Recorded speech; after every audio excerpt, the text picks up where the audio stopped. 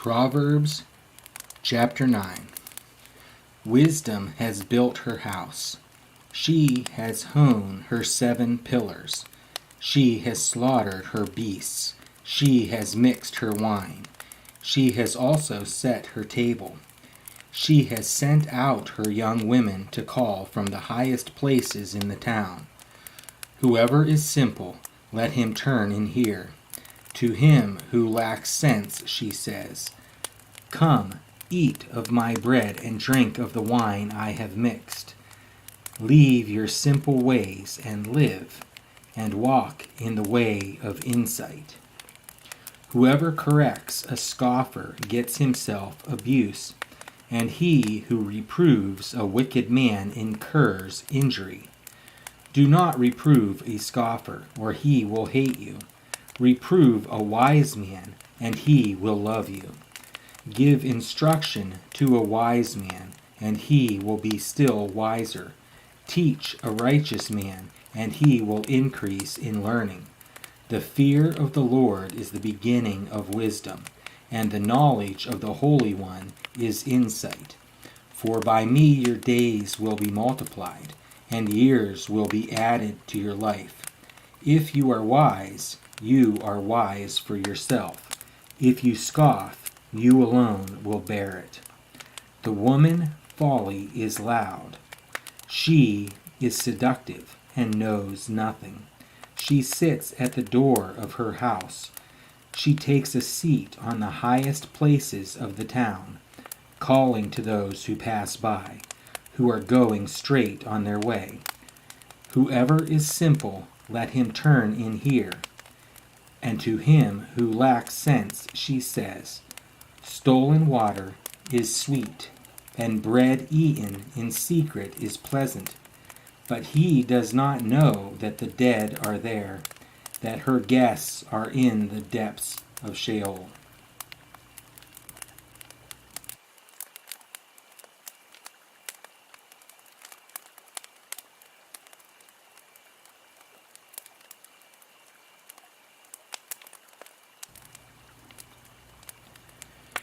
Psalm chapter 33.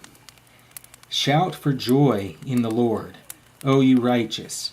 Praise befits the upright. Give thanks to the Lord with the lyre. Make melody to him with the harp of 10 strings. Sing to him a new song. Play skillfully on the strings with loud shouts. For the word of the Lord is upright, and all his work is done in faithfulness. He loves righteousness and justice. The earth is full of the steadfast love of the Lord. By the word of the Lord the heavens were made, and by the breath of his mouth all their host. He gathers the waters of the sea as a heap. He puts the deeps in storehouses. Let all the earth fear the Lord. Let all the inhabitants of the world stand in awe of him. For he spoke, and it came to be. He commanded, and it stood firm. The Lord brings the counsel of the nations to nothing. He frustrates the plans of the peoples. The counsel of the Lord stands forever, the plans of his heart to all generations. Blessed is the nation whose God is the Lord, the people whom he has chosen as his heritage. The Lord looks down from heaven. He sees all the children of man. From where he sits enthroned, he looks out on all the inhabitants of the earth. He who fashions the hearts of them all and observes all their deeds. The king is not saved by his great army. A warrior is not delivered by his great strength. The war horse is a false hope for salvation, and by its great might it cannot rescue. Behold, the eye of the Lord is on those who fear him, on those who hope in his steadfast love, that he may deliver their soul from death and keep them alive in famine. Our soul waits for the Lord. He is our help and our shield, for our heart is glad in him, because we trust in his holy name. Let your steadfast love, O Lord, be upon us, even as we hope in you. Psalm chapter 34.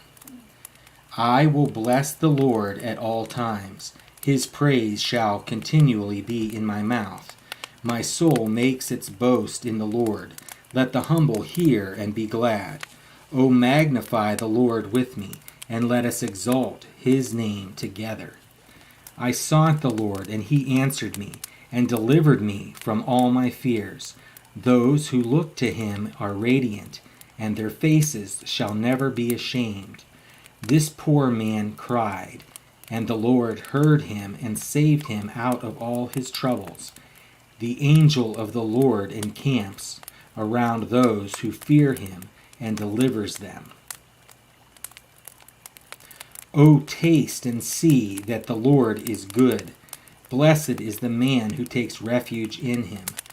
O fear the Lord, you his saints, for those who fear him have no lack. The young lions suffer want and hunger, but those who seek the Lord lack no good thing. Come, O children, listen to me.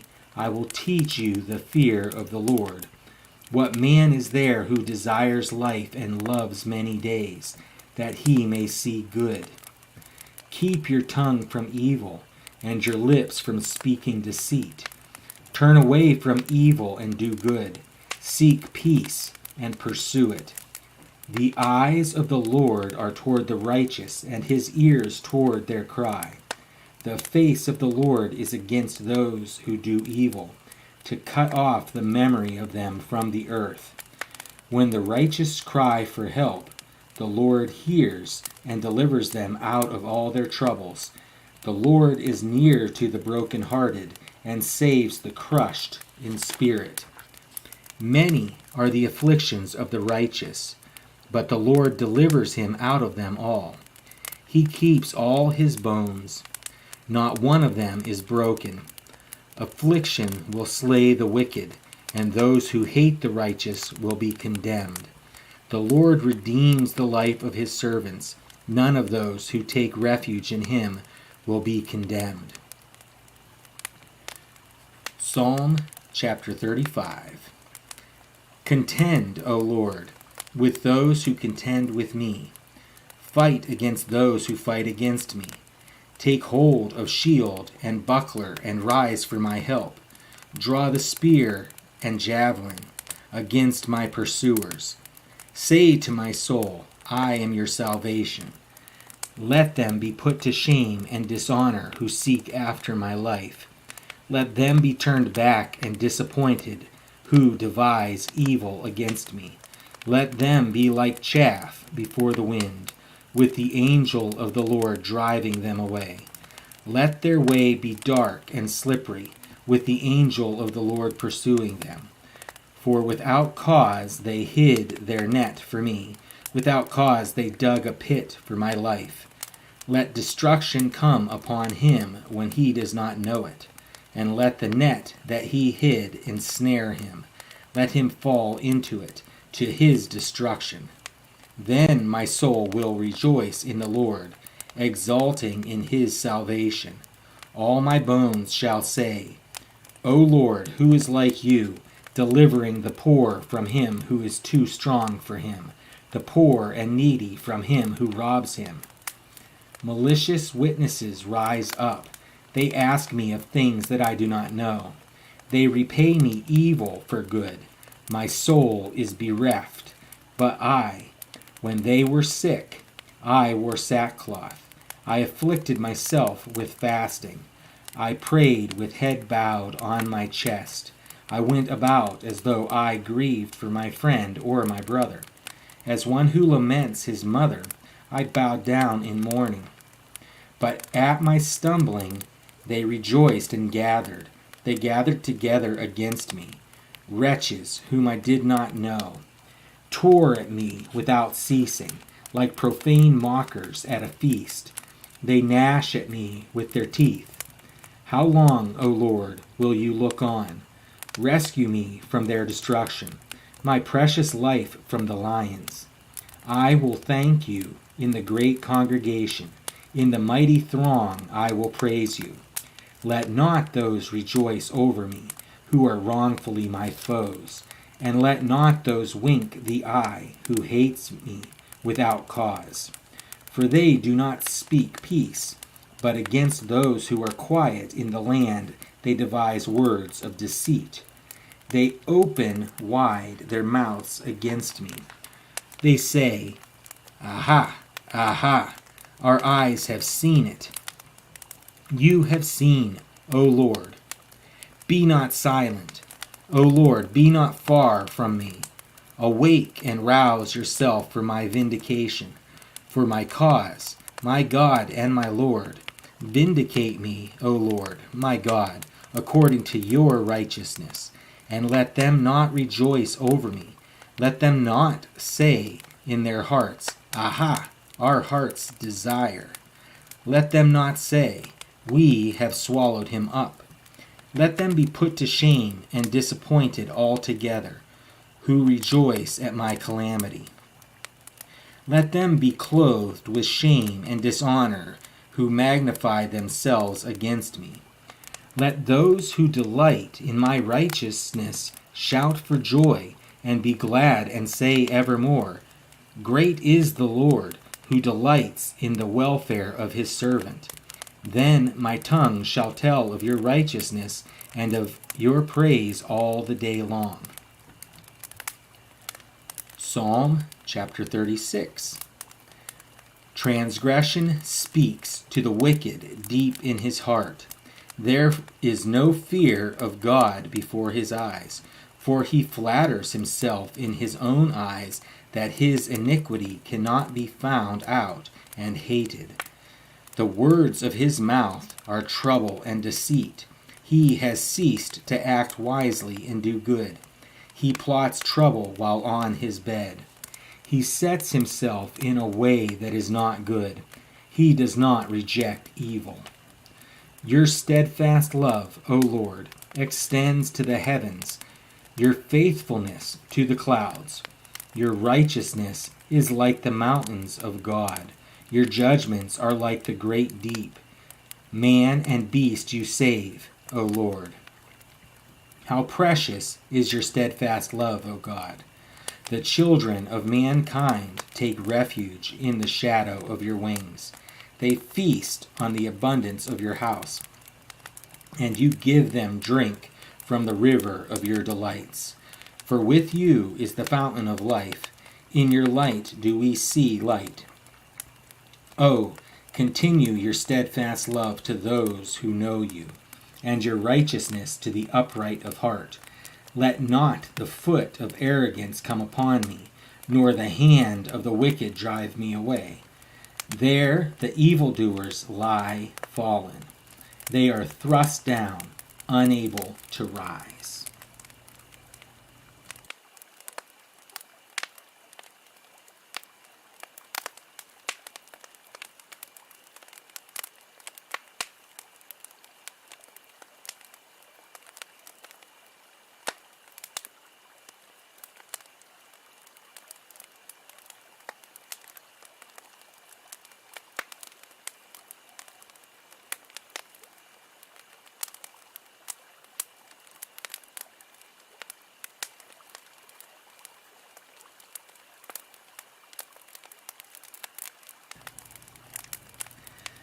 Leviticus chapter 1. The Lord called Moses and spoke to him from the tent of meeting, saying, Speak to the people of Israel and say to them, When any one of you brings an offering to the Lord, you shall bring your offering of livestock from the herd or from the flock. If his offering is a burnt offering from the herd, he shall offer a male without blemish. He shall bring it to the entrance of the tent of meeting, that he may be accepted before the Lord. He shall lay his hand on the head of the burnt offering, and it shall be accepted for him to make atonement for him. Then he shall kill the bull before the Lord, and Aaron's sons, the priests, shall bring the blood and throw the blood against the sides of the altar, that is at the entrance of the tent of meeting. Then he shall flay the burnt offering, and cut it into pieces, and the sons of Aaron the priest shall put fire on the altar, and arrange wood on the fire. And Aaron's sons the priests shall arrange the pieces, the head and the fat, on the wood that is on the fire on the altar. But its entrails and its legs he shall wash with water, and the priest shall burn all of it on the altar, as a burnt offering, a food offering with a pleasing aroma to the Lord. If his gift for a burnt offering is from the flock, from the sheep or goats, he shall bring a male without blemish, and he shall kill it on the north side of the altar before the Lord. And Aaron's sons, the priests, shall throw its blood against the sides of the altar, and he shall cut it into pieces with its head and its fat, and the priest shall arrange them on the wood that is on the fire on the altar. But the entrails and the legs he shall wash with water, and the priest shall offer all of it, and burn it on the altar. It is a burnt offering, a food offering with a pleasing aroma to the Lord. If his offering to the Lord is a burnt offering of birds, then he shall bring his offering of turtle doves or pigeons. And the priest shall bring it to the altar, and wring off its head, and burn it on the altar. Its blood shall be drained out on the side of the altar.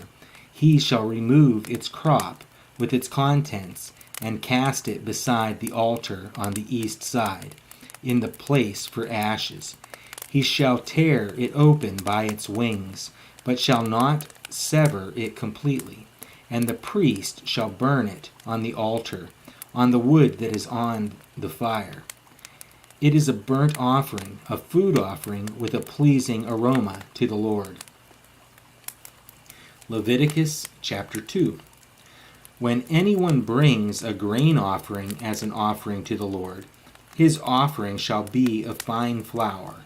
He shall pour oil on it, and put frankincense on it, and bring it to Aaron's sons, the priests, and he shall take it, a handful of the fine flour and oil, with all of its frankincense, and the priest shall burn this as its memorial portion on the altar, a food offering with a pleasing aroma to the Lord. But the rest of the grain offering shall be for Aaron and his sons. It is a most holy part of the Lord's food offerings. When you bring a grain offering baked in the oven as an offering, it shall be unleavened loaves of fine flour mixed with oil, or unleavened wafers smeared with oil. And if your offering is a grain offering baked on a griddle, it shall be of fine flour unleavened, mixed with oil. You shall break it in pieces and pour oil on it. It is a grain offering. And if your offering is a grain offering cooked in a pan, it shall be made of fine flour with oil. And you shall bring the grain offering that is made of these things to the Lord. And when it is presented to the priest, he shall bring it to the altar. And the priest shall take from the grain offering its memorial portion, and burn this on the altar, a food offering with a pleasing aroma to the Lord. But the rest of the grain offering shall be for Aaron and his sons. It is a most holy part of the Lord's food offerings. No grain offering that you bring to the Lord shall be made with leaven, for you shall burn no leaven nor any honey as a food offering to the Lord. As an offering of first fruits you may bring them to the Lord, but they shall not be offered on the altar for a pleasing aroma. You shall season all your grain offerings with salt. You shall not let the salt of the covenant with your God be missing from your grain offering. With all your offerings you shall offer salt. If you offer a grain offering of first fruits to the Lord, you shall offer for the grain offering of your first fruits fresh ears, roasted with fire, crushed new grain. And you shall put oil on it, and lay frankincense on it. It is a grain offering. And the priest shall burn as its memorial portion some of the crushed grain and some of the oil with all of its frankincense. It is a food offering to the Lord. Leviticus chapter 3. If his offering is a sacrifice of peace offering, if he offers an animal from the herd, male or female, he shall offer it without blemish before the Lord. And he shall lay his hand on the head of his offering, and kill it at the entrance of the tent of meeting. And Aaron's sons, the priests, shall throw the blood against the sides of the altar. And from the sacrifice of the peace offering, as a food offering to the Lord, he shall offer the fat, covering the entrails, and all the fat that is on the entrails, and the 2 kidneys with the fat that is on them at the loins, and the long lobe of the liver that he shall remove with the kidneys. Then Aaron's sons shall burn it on the altar on top of the burnt offering, which is on the wood on the fire. It is a food offering with a pleasing aroma to the Lord. If his offering for a sacrifice of peace offering to the Lord is an animal from the flock, male or female, he shall offer it without blemish. If he offers a lamb for his offering, then he shall offer it before the Lord. Lay his hand on the head of his offering, and kill it in front of the tent of meeting. And Aaron's sons shall throw its blood against the sides of the altar. Then, from the sacrifice of the peace offering, he shall offer as a food offering to the Lord its fat. He shall remove the whole fat tail, cut off close to the backbone, and the fat that covers the entrails, and all the fat that is on the entrails, and the 2 kidneys with the fat that is on them at the loins, and the long lobe of the liver that he shall remove with the kidneys. And the priest shall burn it on the altar as a food offering to the Lord. If his offering is a goat, then he shall offer it before the Lord, and lay his hand on its head, and kill it in front of the tent of meeting. And the sons of Aaron shall throw its blood against the sides of the altar. Then he shall offer from it, as his offering for a food offering to the Lord, the fat covering the entrails, and all the fat that is on the entrails, and the 2 kidneys with the fat that is on them at the loins, and the long lobe of the liver that he shall remove with the kidneys. And the priest shall burn them on the altar as a food offering with a pleasing aroma. All fat is the Lord's. It shall be a statute forever throughout your generations in all your dwelling places, that you eat neither fat nor blood. Leviticus chapter 4. And the Lord spoke to Moses, saying, Speak to the people of Israel, saying, If anyone sins unintentionally in any of the Lord's commandments about things not to be done, and does any one of them, if it is the anointed priest who sins, thus bringing guilt on the people, then he shall offer for the sin that he has committed a bull from the herd without blemish to the Lord for a sin offering. He shall bring the bull to the entrance of the tent of meeting before the Lord, and lay his hand on the head of the bull, and kill the bull before the Lord. And the anointed priest shall take some of the blood of the bull, and bring it into the tent of meeting. And the priest shall dip his finger in the blood, and sprinkle part of the blood 7 times before the Lord in front of the veil of the sanctuary. And the priest shall put some of the blood on the horns of the altar of fragrant incense before the Lord that is in the tent of meeting. And all the rest of the blood of the bull he shall pour out at the base of the altar of burnt offering that is at the entrance of the tent of meeting. And all the fat of the bull of the sin offering he shall remove from it. the fat that covers the entrails, and all the fat that is on the entrails, and the 2 kidneys with the fat that is on them at the loins, and the long lobe of the liver that he shall remove with the kidneys. Just as these are taken from the ox of the sacrifice of the peace offerings. And the priest shall burn them on the altar of burnt offering. But the skin of the bull and all its flesh, with its head, its legs, its entrails, and its dung, all the rest of the bull, he shall carry outside the camp to a clean place, to the ash heap, and shall burn it up on a fire of wood. On the ash heap it shall be burned up. If the whole congregation of Israel sins unintentionally, and the thing is hidden from the eyes of the assembly, and they do any one of the things that by the Lord's commandments ought not to be done, and they realize their guilt, when the sin which they have committed becomes known, the assembly shall offer a bull from the herd for a sin offering, and bring it in front of the tent of meeting. And the elders of the congregation shall lay their hands on the head of the bull before the Lord. And the bull shall be killed before the Lord.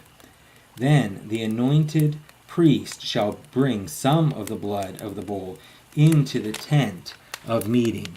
And the priest shall dip his finger in the blood, and sprinkle it 7 times before the Lord in front of the veil. And he shall put some of the blood on the horns of the altar that is in the tent of meeting before the Lord.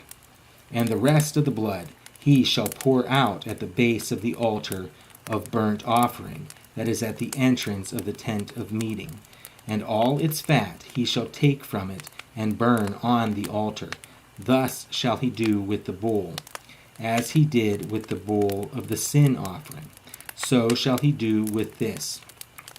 And the priest shall make atonement for them, and they shall be forgiven. And he shall carry the bull outside the camp, and burn it up as he burned the first bull. It is the sin offering for the assembly. When a leader sins, doing unintentionally any one of all the things that by the commandments of the Lord his God ought not to be done, and realizes his guilt, or the sin which he has committed, is made known to him, he shall bring as his offering a goat, a male without blemish, and shall lay his hand on the head of the goat, and kill it in the place where they kill the burnt offering before the Lord. It is a sin offering. Then the priest shall take some of the blood of the sin offering with his finger, and put it on the horns of the altar of burnt offering, and pour out the rest of its blood at the base of the altar of burnt offering. And all its fat he shall burn on the altar, like the fat of the sacrifice of peace offerings. So the priest shall make atonement for him for his sin, and he shall be forgiven. If any one of the common people sins unintentionally in doing any one of the things that by the Lord's commandments ought not to be done, and he realizes his guilt, or the sin which he has committed is made known to him, he shall bring for his offering a goat, a female without blemish, for his sin which he has committed. He shall lay his hand on the head of the sin offering, and kill the sin offering in the place of burnt offering. And the priest shall take some of its blood with his finger, and put it on the horns of the altar of burnt offering, and pour out all the rest of its blood at the base of the altar. And all its fat he shall remove, as the fat is removed from the peace offerings. And the priest shall burn it on the altar for a pleasing aroma to the Lord. And the priest shall make atonement for him, and he shall be forgiven. If he brings a lamb as his offering for a sin offering, he shall bring a female without blemish, and lay his hand on the head of the sin offering, and kill it for a sin offering in the place where they kill the burnt offering. Then the priest shall take some of the blood of the sin offering with his finger, and put it on the horns of the altar of burnt offering, and pour out all the rest of its blood at the base of the altar. And all its fat he shall remove, as the fat of the lamb is removed from the sacrifice of peace offerings. And the priest shall burn it on the altar, on top of the Lord's food offerings. And the priest shall make atonement for him for the sin which he has committed, and he shall be forgiven.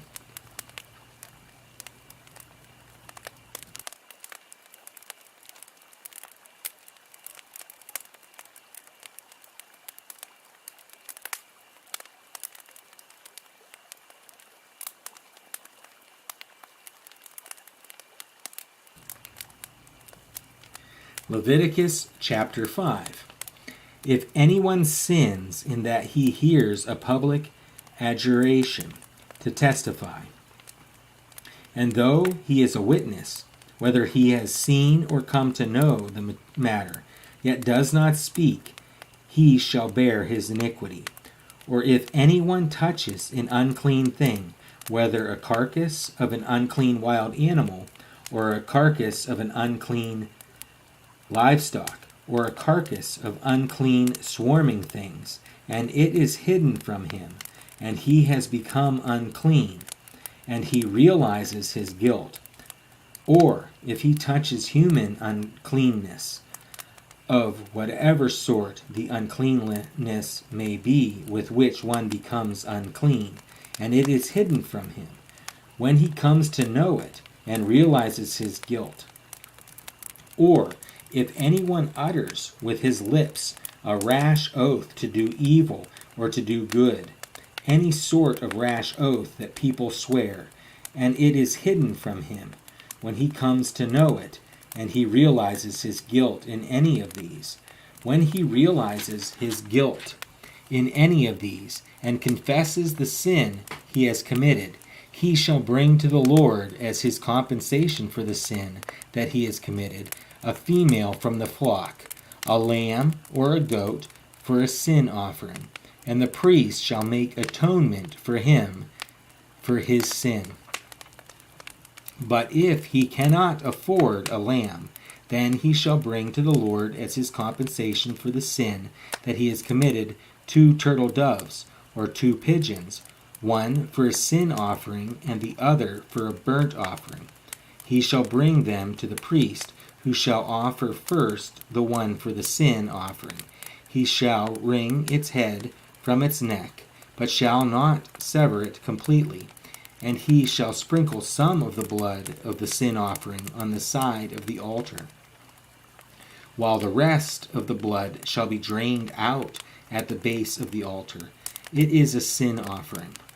Then he shall offer the second for a burnt offering according to the rule. And the priest shall make atonement for him for the sin that he has committed, and he shall be forgiven.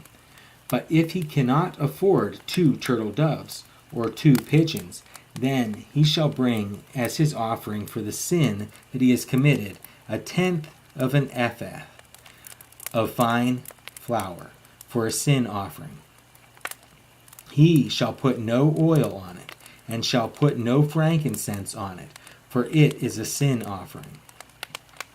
And he shall bring it to the priest, and the priest shall take a handful of it as its memorial portion, and burn this on the altar, on the Lord's food offerings. It is a sin offering. Thus the priest shall make atonement for him for the sin which he has committed in any one of these things, and he shall be forgiven. And the remainder shall be for the priest, as in the grain offering. The Lord spoke to Moses, saying, If anyone commits a breach of faith and sins unintentionally in any of the holy things of the Lord, he shall bring to the Lord as his compensation a ram without blemish out of the flock, valued in silver shekels, according to the shekel of the sanctuary, for a guilt offering. He shall also make restitution for for what he has done amiss in the holy thing, and shall add a fifth to it, and give it to the priest. And the priest shall make atonement for him with the ram of the guilt offering, and he shall be forgiven. If anyone sins, doing any of the things that by the Lord's commandments ought not to be done, though he did not know it, then realizes his guilt, he shall bear his iniquity. He shall bring to the priest a ram without blemish out of the flock, or its equivalent, for a guilt offering, and the priest shall make atonement for him for the mistake that he made unintentionally, and he shall be forgiven. It is a guilt offering. He has indeed incurred guilt before the Lord. Leviticus chapter 6. The Lord spoke to Moses, saying, If anyone sins and commits a breach of faith against the Lord by deceiving his neighbor in a matter of deposit or security, or through robbery, or if he has oppressed his neighbor, or has found something lost and lied about it, swearing falsely, in any of all the things that people do and sin thereby, if he has sinned and has realized his guilt, and will restore what he took by robbery, or what he got by oppression, or the deposit that was committed to him, or the lost thing that he found, or anything about which he has sworn falsely, he shall restore it in full, and shall add a fifth to it, and give it to him to whom it belongs on the day he realizes his guilt. And he shall bring to the priest as his compensation to the Lord a ram without blemish out of the flock, or its equivalent, for a guilt offering.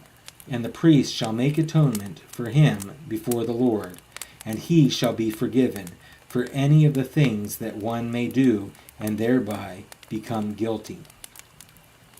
The Lord spoke to Moses, saying, Command Aaron and his sons, saying, This is the law of the burnt offering. The burnt offering shall be on the hearth, on the altar, all night until the morning, and the fire of the altar shall be kept burning on it. And the priest shall put on his linen garment, and put his linen undergarment on his body, and he shall take up the ashes to which the fire has reduced the burnt offering on the altar, and put them beside the altar.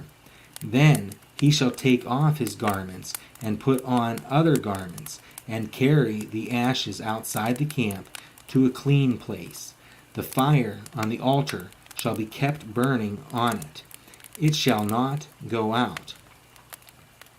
The priest shall burn wood on it every morning. And he shall arrange the burnt offering on it, and shall burn on it the fat of the peace offerings. Fire shall be kept burning on the altar continually. It shall not go out. And this is the law of grain offering. The sons of Aaron shall offer it before the Lord in front of the altar, and one shall take from it a handful of the fine flour of the grain offering, and its oil, and all the frankincense that is on the grain offering, and burn this as its memorial portion on the altar, a pleasing aroma to the Lord. And the rest of it Aaron and his sons shall eat. It shall be eaten unleavened in a holy place. In the court of the tent of meeting they shall eat it. It shall not be baked with leaven. I have given it as their portion of my food offerings. It is the most holy, like the sin offering and the guilt offering. Every male among the children of Aaron may eat of it, as decreed forever throughout your generations. From the Lord's food offerings, whatever touches them shall become holy. The Lord spoke to Moses, saying, This is the offering that Aaron and his sons shall offer to the Lord on the day when he is anointed, 1/10 of an ephah of fine flour, as a regular grain offering, half of it in the morning and half in the evening. It shall be made with oil on a griddle. You shall bring it well mixed, in baked pieces like a grain offering, and offer it for a pleasing aroma to the Lord. The priest from among Aaron's sons, who is anointed to succeed him, shall offer it to the Lord as decreed forever. The whole of it shall be burned. Every grain offering of a priest shall be wholly burned. It shall not be eaten. The Lord spoke to Moses, saying, Speak to Aaron and his sons, saying, This is the law of the sin offering. In the place where the burnt offering is killed, shall the sin offering be killed before the Lord. It is most holy. The priest who offers it for sin shall eat it. In a holy place it shall be eaten, in the court of the tent of meeting. Whatever touches its flesh shall be holy, and when any of its blood is splashed on a garment, you shall wash that on which it was splashed in a holy place. And the earthenware vessel in which it is boiled shall be broken. But if it is boiled in a bronze vessel, that shall be scoured and rinsed in water. Every male among the priests may eat of it. It is most holy. But no sin offering shall be eaten from which any blood is brought into the tent of meeting to make atonement in the holy place. It shall be burned up with fire.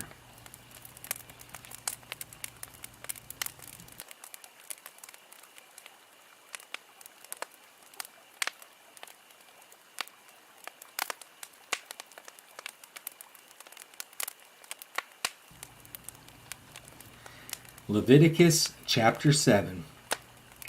This is the law of the guilt offering. It is most holy. In the place where they kill the burnt offering, they shall kill the guilt offering, and its blood shall be thrown against the sides of the altar.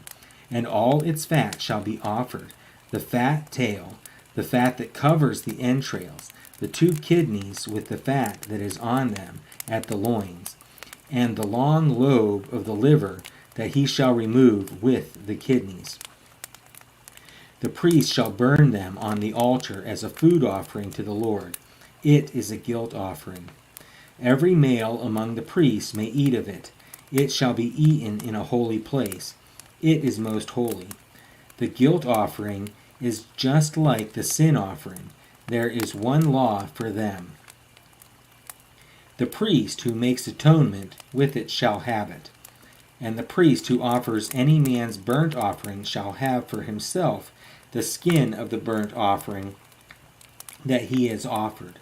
And every grain offering baked in the oven, and all that is prepared on a pan or a griddle, shall belong to the priest who offers it. And every grain offering, mixed with oil or dry, shall be shared equally among all the sons of Aaron. And this is the law of the sacrifice of peace offerings, that one may offer to the Lord. If he offers it for a thanksgiving, then he shall offer with the thanksgiving sacrifice unleavened loaves mixed with oil, unleavened wafers smeared with oil, and loaves of fine flour well mixed with oil. With the sacrifice of his peace offerings for thanksgiving, he shall bring his offering with loaves of leavened bread, and from it he shall offer 1 loaf from each offering, as a gift to the Lord. It shall belong to the priest who throws the blood of the peace offerings. And the flesh of the sacrifice of his peace offerings for thanksgiving shall be eaten on the day of his offering. He shall not leave any of it until the morning. But if the sacrifice of his offering is a vow offering or a free will offering, it shall be eaten on the day that he offers his sacrifice, and on the next day what remains of it shall be eaten. But what remains of the flesh of the sacrifice on the 3rd day shall be burned up with fire. If any of the flesh of the sacrifice of his peace offering is eaten on the third day, he who offers it shall not be accepted, neither shall it be credited to him. It is tainted, and he who eats of it shall bear his iniquity. Flesh that touches any unclean thing shall not be eaten. It shall be burned up with fire. All who are clean may eat flesh, but the person who eats of the flesh of the sacrifice of the Lord's peace offerings while an uncleanness is on him, that person shall be cut off from his people. And if anyone touches an unclean thing, whether human uncleanness or an unclean beast, or any unclean detestable creature, and then eats some flesh from the sacrifice of the Lord's peace offerings, that person shall be cut off from his people. The Lord spoke to Moses, saying, Speak to the people of Israel, saying, You shall eat no fat of ox or sheep or goat. The fat of an animal that dies of itself, and the fat of one that is torn by beasts, may be put to any other use, but on no account shall you eat it. For every person who eats of the fat of an animal of which a food offering may be made to the Lord shall be cut off from his people. Moreover, you shall eat no blood whatever, whether of fowl or of animal, in any of your dwelling places. Whoever eats any blood, that person shall be cut off from his people. The Lord spoke to Moses, saying, Speak to the people of Israel, saying, Whoever offers the sacrifice of his peace offerings to the Lord shall bring his offering to the Lord from the sacrifice of his peace offerings. His own hands shall bring the Lord's food offerings. He shall bring the fat with the breast, that the breast may be waved as a wave offering before the Lord. The priest shall burn the fat on the altar, but the breast shall be for Aaron and his sons. And the right thigh you shall give to the priest as a contribution from the sacrifice of your peace offerings. Whoever among the sons of Aaron offers the blood of the peace offerings, and the fat shall have the right thigh for a portion. For the breast that is waved, and the thigh that is contributed, I have taken from the people of Israel, out of the sacrifices of their peace offerings, and have given them to Aaron the priest, and to his sons, as a perpetual due from the people of Israel. This is the portion of Aaron and of his sons from the Lord's food offerings. From the day they were presented to serve as priests of the Lord commanded this to be given them by the people of Israel. From the day that he anointed them, it is a perpetual due throughout their generations. This is the law of the burnt offering, of the grain offering, of the sin offering, of the guilt offering, of the ordination offering, and of the peace offering, which the Lord commanded Moses on Mount Sinai, on the day that he commanded the people of Israel to bring their offerings to the Lord in the wilderness of Sinai. Leviticus chapter 8. The Lord spoke to Moses, saying, Take Aaron and his sons with him, and the garments, and the anointing oil, and the bull of the sin offering, and the 2 rams, and the basket of unleavened bread, and assemble all the congregation at the entrance of the tent of meeting. And Moses did as the Lord commanded him, and the congregation was assembled at the entrance of the tent of meeting. And Moses said to the congregation, This is the thing that the Lord has commanded to be done. And Moses brought Aaron and his sons, and washed them with water. And he put the coat on him, and tied the sash around his waist, and clothed him with the robe, and put the ephod on him, and tied the skillfully woven band of the ephod around him, binding it with him to him with the band. And he placed the breastpiece on him, and in the breastpiece he put the Urim and the Thummim. And he set the turban on his head, and on the turban in front he set the golden plate, the holy crown, as the Lord commanded Moses. Then Moses took the anointing oil and anointed the tabernacle and all that was in it, and consecrated them.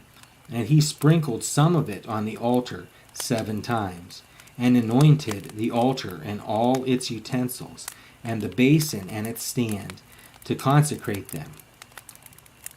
And he poured some of the anointing oil on Aaron's head, and anointed him to consecrate him. And Moses brought Aaron's sons, and clothed them with coats, and tied sashes around their waists, and bound caps on them, as the Lord commanded Moses. Then he brought the bull of the sin offering, and Aaron and his sons laid their hands on the head of the bull of the sin offering, and he killed it. And Moses took the blood, and with his finger put it on the horns of the altar around it, and purified the altar, and poured out the blood at the base of the altar, and consecrated it to make atonement for it. And he took all the fat that was on the entrails, and the long lobe of the liver, and the 2 kidneys with their fat, and Moses burned them on the altar. But the bull and its skin and its flesh and its dung he burned up with fire outside the camp, as the Lord commanded Moses. Then he presented the ram of the burnt offering, and Aaron and his sons laid their hands on the head of the ram, and he killed it. And Moses threw the blood against the sides of the altar. He cut the ram into pieces, and Moses burned the head, and the pieces, and the fat. He washed the entrails and the legs with water, and Moses burned the whole ram on the altar. It was a burnt offering with a pleasing aroma, a food offering for the Lord, as the Lord commanded Moses. Then he presented the other ram, the ram of ordination, and Aaron and his sons laid their hands on the head of the ram, and he killed it. And Moses took some of its blood, and put it on the lobe of Aaron's right ear, and on the thumb of his right hand, and on the big toe of his right foot. Then he presented Aaron's sons, and Moses put some of the blood on the lobes of their right ears, and on the thumbs of their right hands, and on the big toes of their right feet. And Moses threw the blood against the sides of the altar. Then he took the fat, and the fat tail, and all the fat that was on the entrails, and the long lobe of the liver, and the 2 kidneys, with their fat, and the right thigh. And out of the basket of unleavened bread that was before the Lord, he took 1 unleavened loaf, and 1 loaf of bread with oil, and 1 wafer, and placed them on the pieces of fat, and on the right thigh. And he put all these in the hands of Aaron, and in the hands of his sons, and waved them as a wave offering before the Lord. Then Moses took them from their hands, and burned them on the altar with the burnt offering. This was an ordination offering with a pleasing aroma, a food offering to the Lord. And Moses took the breast and waved it for a wave offering before the Lord. It was Moses' portion of the ram of ordination, as the Lord commanded Moses. Then Moses took some of the anointing oil and of the blood that was on the altar, and sprinkled it on Aaron and his garments, and also on his sons and his sons' garments. So he consecrated Aaron and his garments, and his sons and his sons' garments with him. And Moses said to Aaron and his sons, Boil the flesh at the entrance of the tent of meeting, and there eat it, and the bread that is in the basket of ordination offerings, as I commanded, saying, Aaron and his sons shall eat it. And what remains of the flesh and the bread you shall burn up with fire, and you shall not go outside the entrance of the tent of meetings for 7 days, until the days of your ordination are completed. For it will take 7 days to ordain you. As has been done today, the Lord has commanded to be done to make atonement for you. At the entrance of the tent of meeting you shall remain day and night for 7 days, performing what the Lord has charged, so that you do not die. For so I have been commanded. And Aaron and his sons did all the things that the Lord commanded by Moses.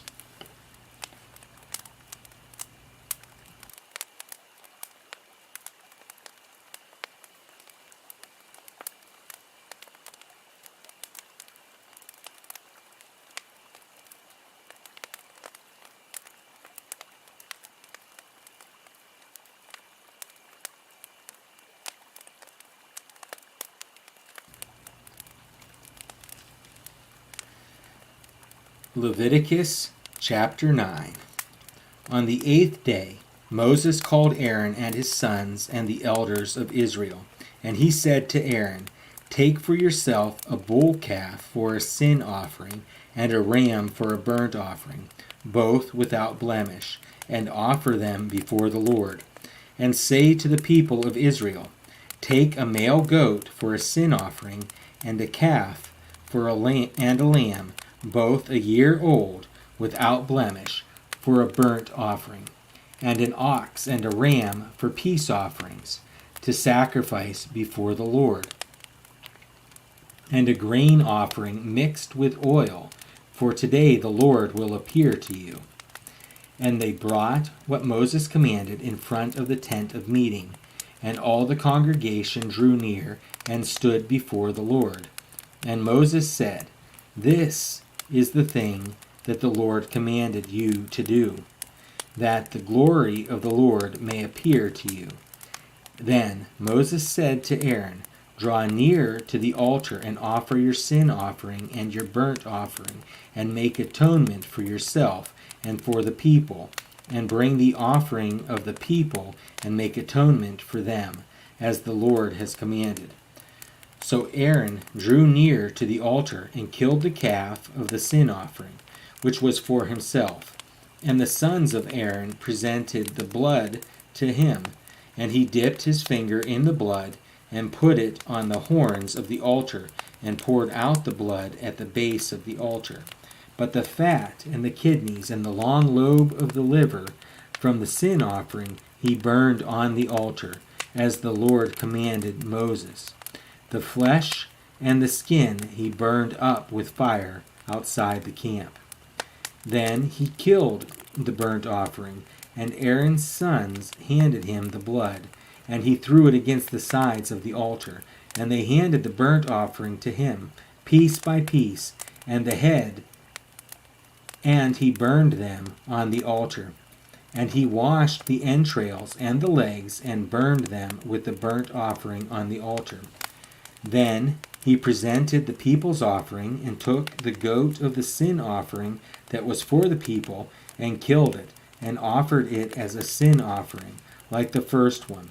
And he presented the burnt offering, and offered it according to the rule. And he presented the grain offering, took a handful of it, and burned it on the altar, besides the burnt offering of the morning. Then he killed the ox and the ram, the sacrifice of peace offerings for the people, and Aaron's sons handed him the blood, and he threw it against the sides of the altar. But the fat pieces of the ox and of the ram, the fat tail, and that which covers the entrails and the kidneys, and the long lobe of the liver, they put the fat pieces on the breasts, and he burned the fat pieces on the altar. But the breasts and the right thigh Aaron waved for a wave offering before the Lord, as Moses commanded. Then Aaron lifted up his hands toward the people and blessed them, and he came down from offering the sin offering and the burnt offering and the peace offerings. And Moses and Aaron went into the tent of meeting, and when they came out, they blessed the people. And the glory of the Lord appeared to all the people. And fire came out from before the Lord, and consumed the burnt offering and the pieces of fat on the altar. And when all the people saw it, they shouted and fell on their faces.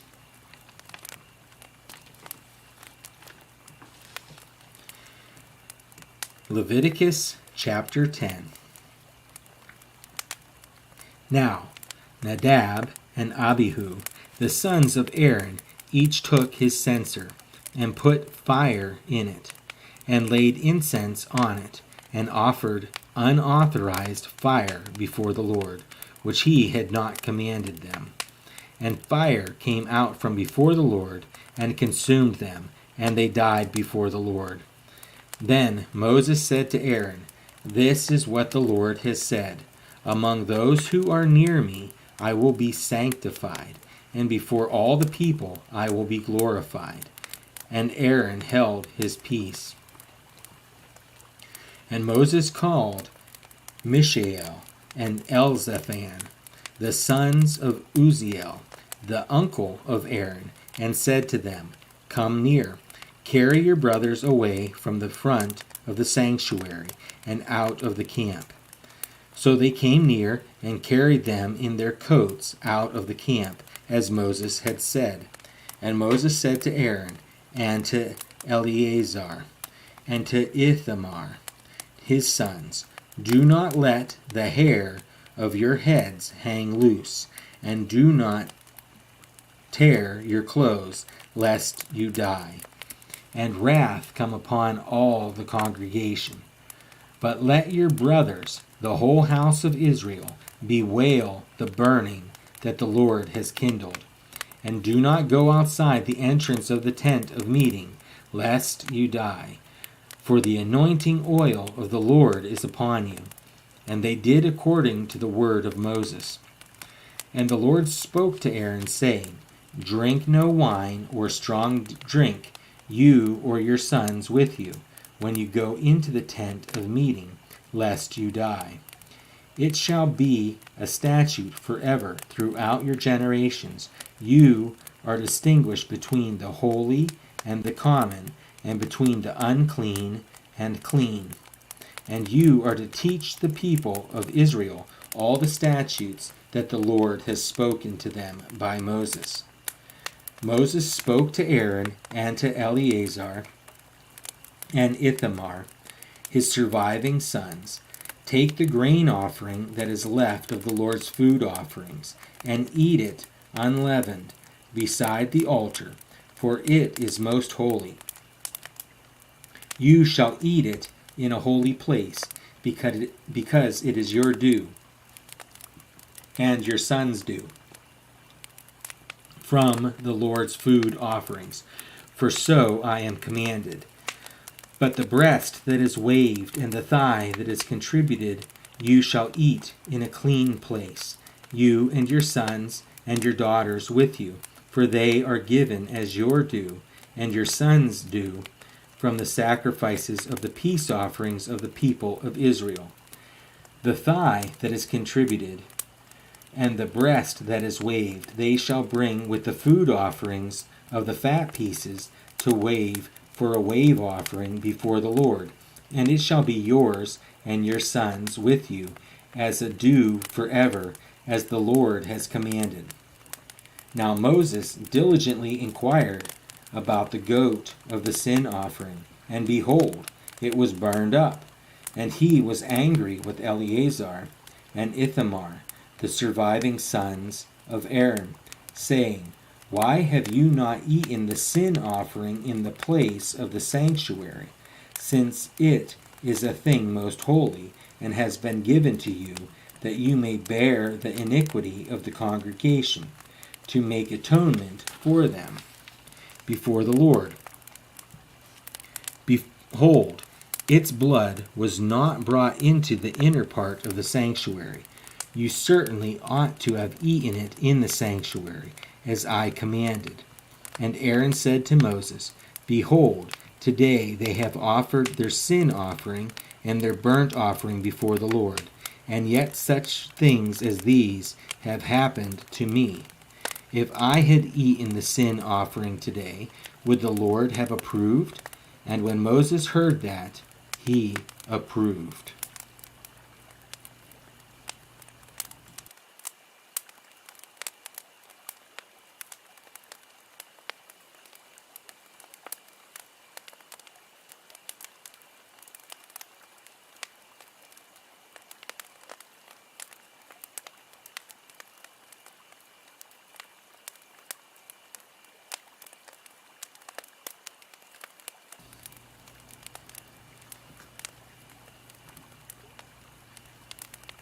Leviticus chapter 11. And the Lord spoke to Moses and Aaron, saying to them, Speak to the people of Israel, saying, These are the living things that you may eat among all the animals that are on the earth. Whatever parts the hoof and is cloven footed and chews the cud among the animals, you may eat. Nevertheless, among those that chew the cud, or part the hoof, you shall not eat these. The camel, because it chews the cud, but does not part the hoof, is unclean to you. And the rock badger, because it chews the cud, but does not part the hoof, is unclean to you. And the hare, because it chews the cud, but does not part the hoof, is unclean to you.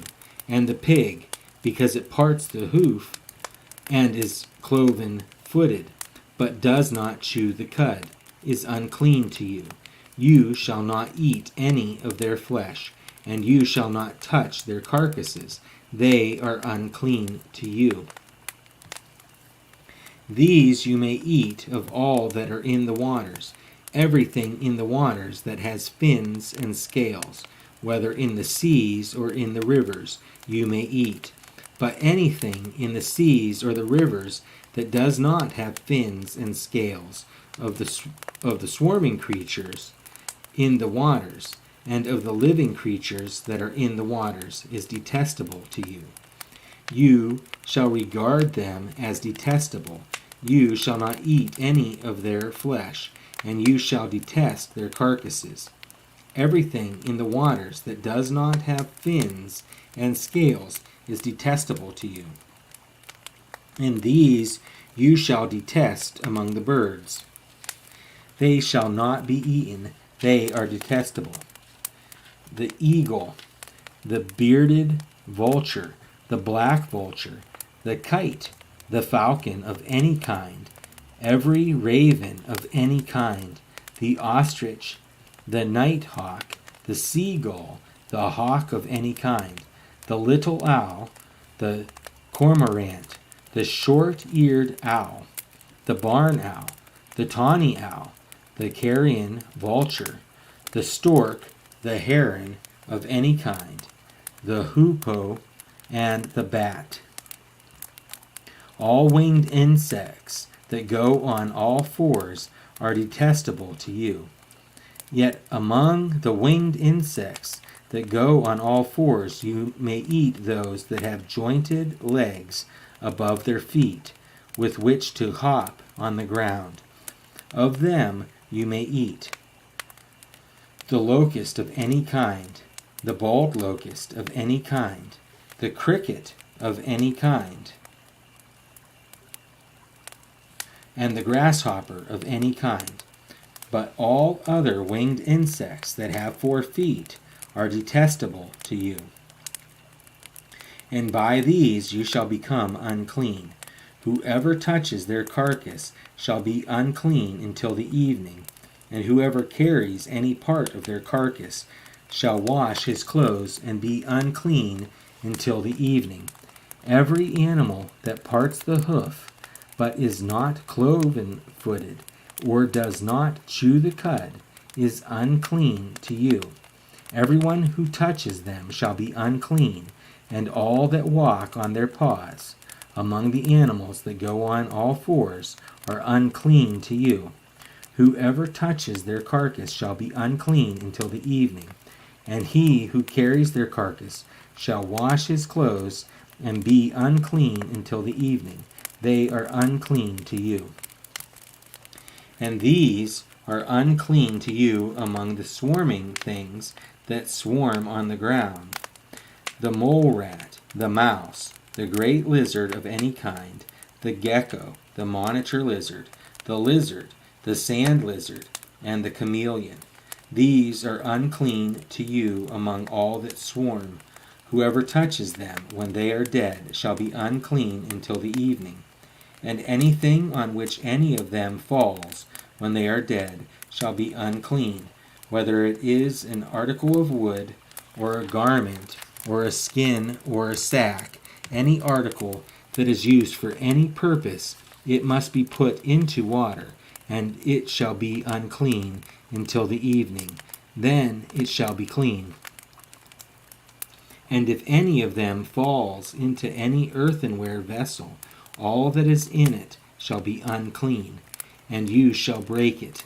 Any food in it that could be eaten, on which water comes, shall be unclean. And all drink that could be drunk from every such vessel shall be unclean. And everything on which any part of their carcass falls shall be unclean, whether oven or stove, it shall be broken in pieces. They are unclean, and shall remain unclean for you. Nevertheless, a spring or a cistern holding water shall be clean, but whoever touches a carcass in them shall be unclean. And if any part of their carcass falls upon any seed grain that is to be sown, it is clean. But if water is put on the seed, and any part of their carcass falls on it, it is unclean to you. And if any animal which you may eat dies, whoever touches its carcass shall be unclean until the evening. And whoever eats of its carcass shall wash his clothes and be unclean until the evening. And whoever carries the carcass shall wash his clothes and be unclean until the evening. Every swarming thing that swarms on the ground is detestable. It shall not be eaten. Whatever goes on its belly, and whatever goes on all fours, or whatever has many feet, any swarming thing that swarms on the ground, you shall not eat, for they are detestable. You shall not make yourselves detestable with any swarming thing that swarms, and you shall not defile yourselves with them, and become unclean through them. For I am the Lord your God. Consecrate yourselves, therefore, and be holy, for I am holy.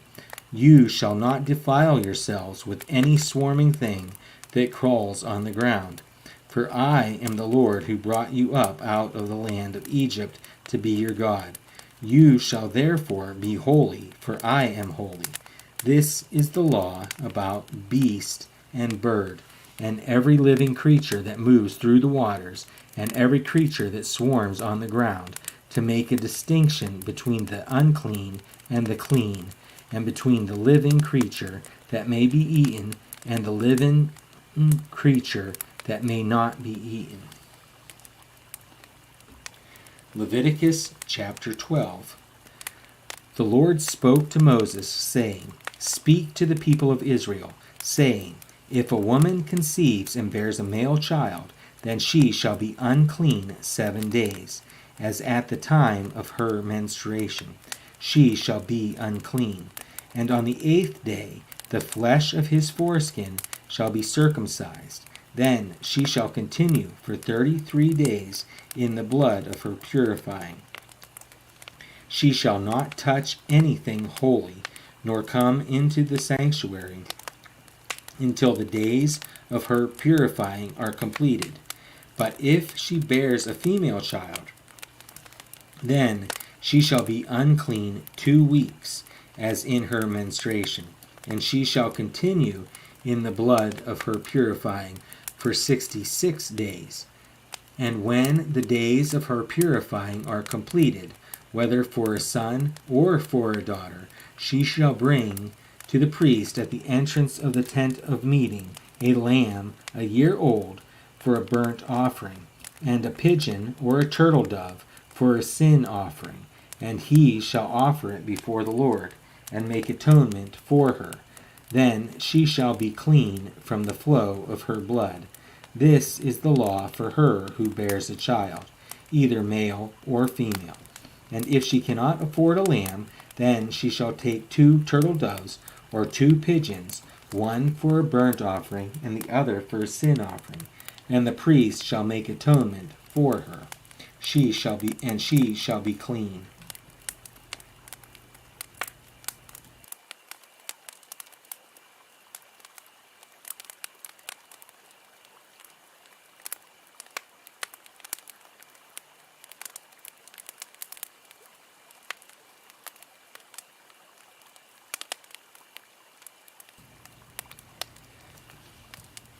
Leviticus chapter 13.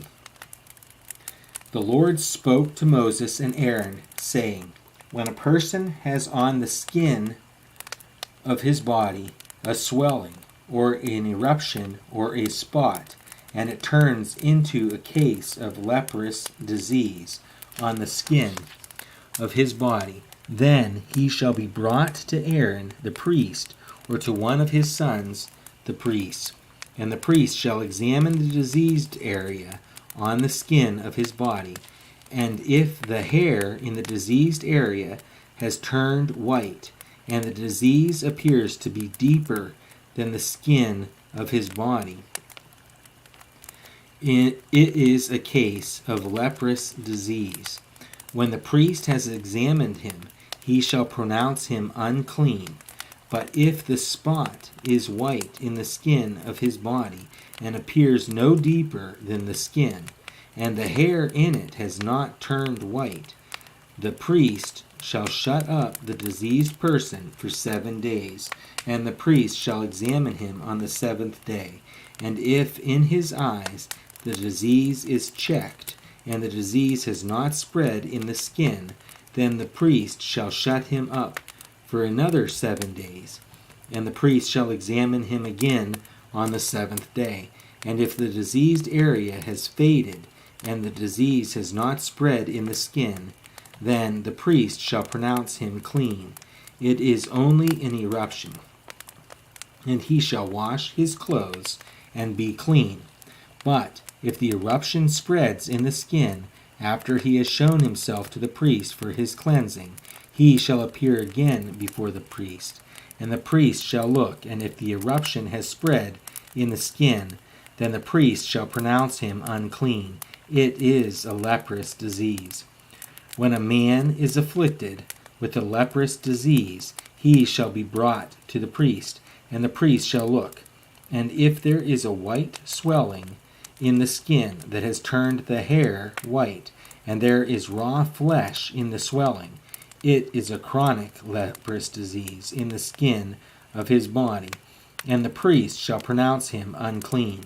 He shall not shut him up, for he is unclean.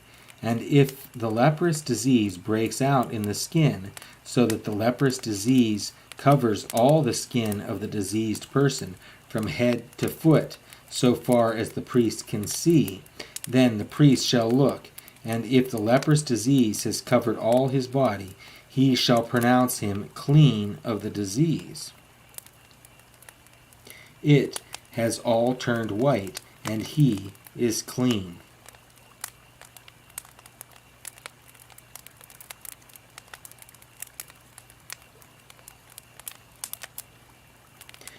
But when raw flesh appears on him, he shall be unclean. And the priest shall examine the raw flesh, and pronounce him unclean. Raw flesh is unclean, for it is a leprous disease. But if the raw flesh recovers and turns white again, then he shall come to the priest. and the priest shall examine him. And if the disease has turned white, then the priest shall pronounce the diseased person clean. He is clean. If there is in the skin of one's body a boil, and it heals, and in the place of the boil there comes a white swelling or a reddish white spot, then it shall be shown to the priest, and the priest shall look. And if it appears deeper than the skin, and its hair has turned white, then the priest shall pronounce him unclean. It is a case of leprous disease that has broken out in the boil. But if the priest examines it, and there is no white hair in it, and it is not deeper than the skin, but has faded, then the priest shall shut him up 7 days. And if it spreads in the skin, then the priest shall pronounce him unclean. It is a disease. But if the spot remains in one place and does not spread, it is the scar of the boil, and the priest shall pronounce him clean. Or when the body has a burn on its skin, and the raw flesh of the burn becomes a spot, reddish white or white, the priest shall examine it. And if the hair in the spot has turned white, and it appears deeper than the skin, then it is a leprous disease. It has broken out in the burn, and the priest shall pronounce him unclean. It is a case of leprous disease. But if the priest examines it, and there is no white hair in the spot, and it is no deeper than the skin, but has faded, the priest shall shut him up 7 days, and the priest shall examine him the 7th day. If it is spreading in the skin, then the priest shall pronounce him unclean. It is a case of leprous disease. But if the spot remains in one place and does not spread in the skin, but has faded, it is a swelling from the burn, and the priest shall pronounce him clean, for it is a scar of the burn. When a man or a woman has a disease on the head or the beard, the priest shall examine the disease, and if it appears deeper than the skin, and the hair in it is yellow and thin, then the priest shall pronounce him unclean. It is an itch, a leprous disease of the head or the beard. And if the priest examines the itching disease, and it appears no deeper than the skin, and there is no black hair in it, then the priest shall shut up the person with the itching disease for 7 days, and on the 7th day the priest shall examine the disease. If the itch has not spread, and there is in it no yellow hair, and the itch appears to be no deeper than the skin, then he shall shave himself, but the itch he shall not shave, and the priest shall shut up the person with the itching disease for another 7 days, and on the 7th day the priest shall examine the itch, and if the itch has not spread in the skin, and it appears to be no deeper than the skin, then the priest shall pronounce him clean, and he shall wash his clothes and be clean. But if the itch spreads in the skin after his cleansing, then the priest shall examine him, and if the itch has spread in the skin, the priest need not seek for the yellow hair. He is unclean. But if in his eyes the itch is unchanged, and black hair has grown in it, the itch is healed, and he is clean, and the priest shall pronounce him clean. When a man or a woman has spots on the skin of the body, white spots, the priest shall look, and if the spots on the skin of the body are of a dull white, it is leukoderma that has broken out in the skin. He is clean.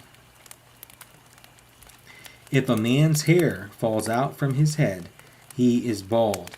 He is clean. And if a man's hair falls out from his forehead, he has baldness of the forehead. He is clean. But if there is on the bald head or the bald forehead a reddish white diseased area, it is a leprous disease breaking out on his bald head or his bald forehead. Then the priest shall examine him, and if the diseased swelling is reddish white on his bald head or on his bald forehead, like the appearance of leprous disease in the skin of the body, he is a leprous man. He is unclean. The priest must pronounce him unclean. His disease is on his head.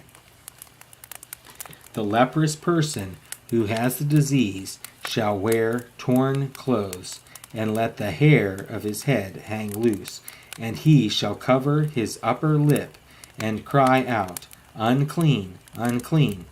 He shall remain unclean as long as he has the disease. He is unclean. He shall live alone. His dwelling shall be outside the camp. When there is a case of leprous disease in a garment, whether a woolen or a linen garment, in warp or woof of linen or wool, or in a skin or in anything made of skin, if the disease is greenish or reddish in the garment, or in the skin, or in the warp, or the woof, or in any article made of skin, it is a case of leprous disease, and it shall be shown to the priest. And the priest shall examine the disease, and shut up that which has the disease for 7 days. Then he shall examine the disease on the 7th day.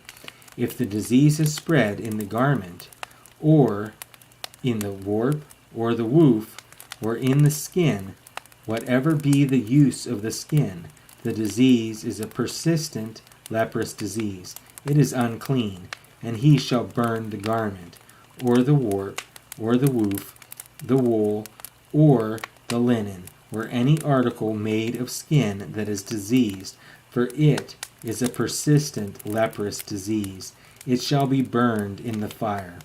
And if the priest examines, and if the disease has not spread in the garment, in the warp, or the woof, or in any article made of skin, then the priest shall command that they wash the thing in which is the disease, and he shall shut it up for another 7 days. And the priest shall examine the diseased thing after it has been washed. And if the appearance of the diseased area has not changed, though the disease has not spread, it is unclean.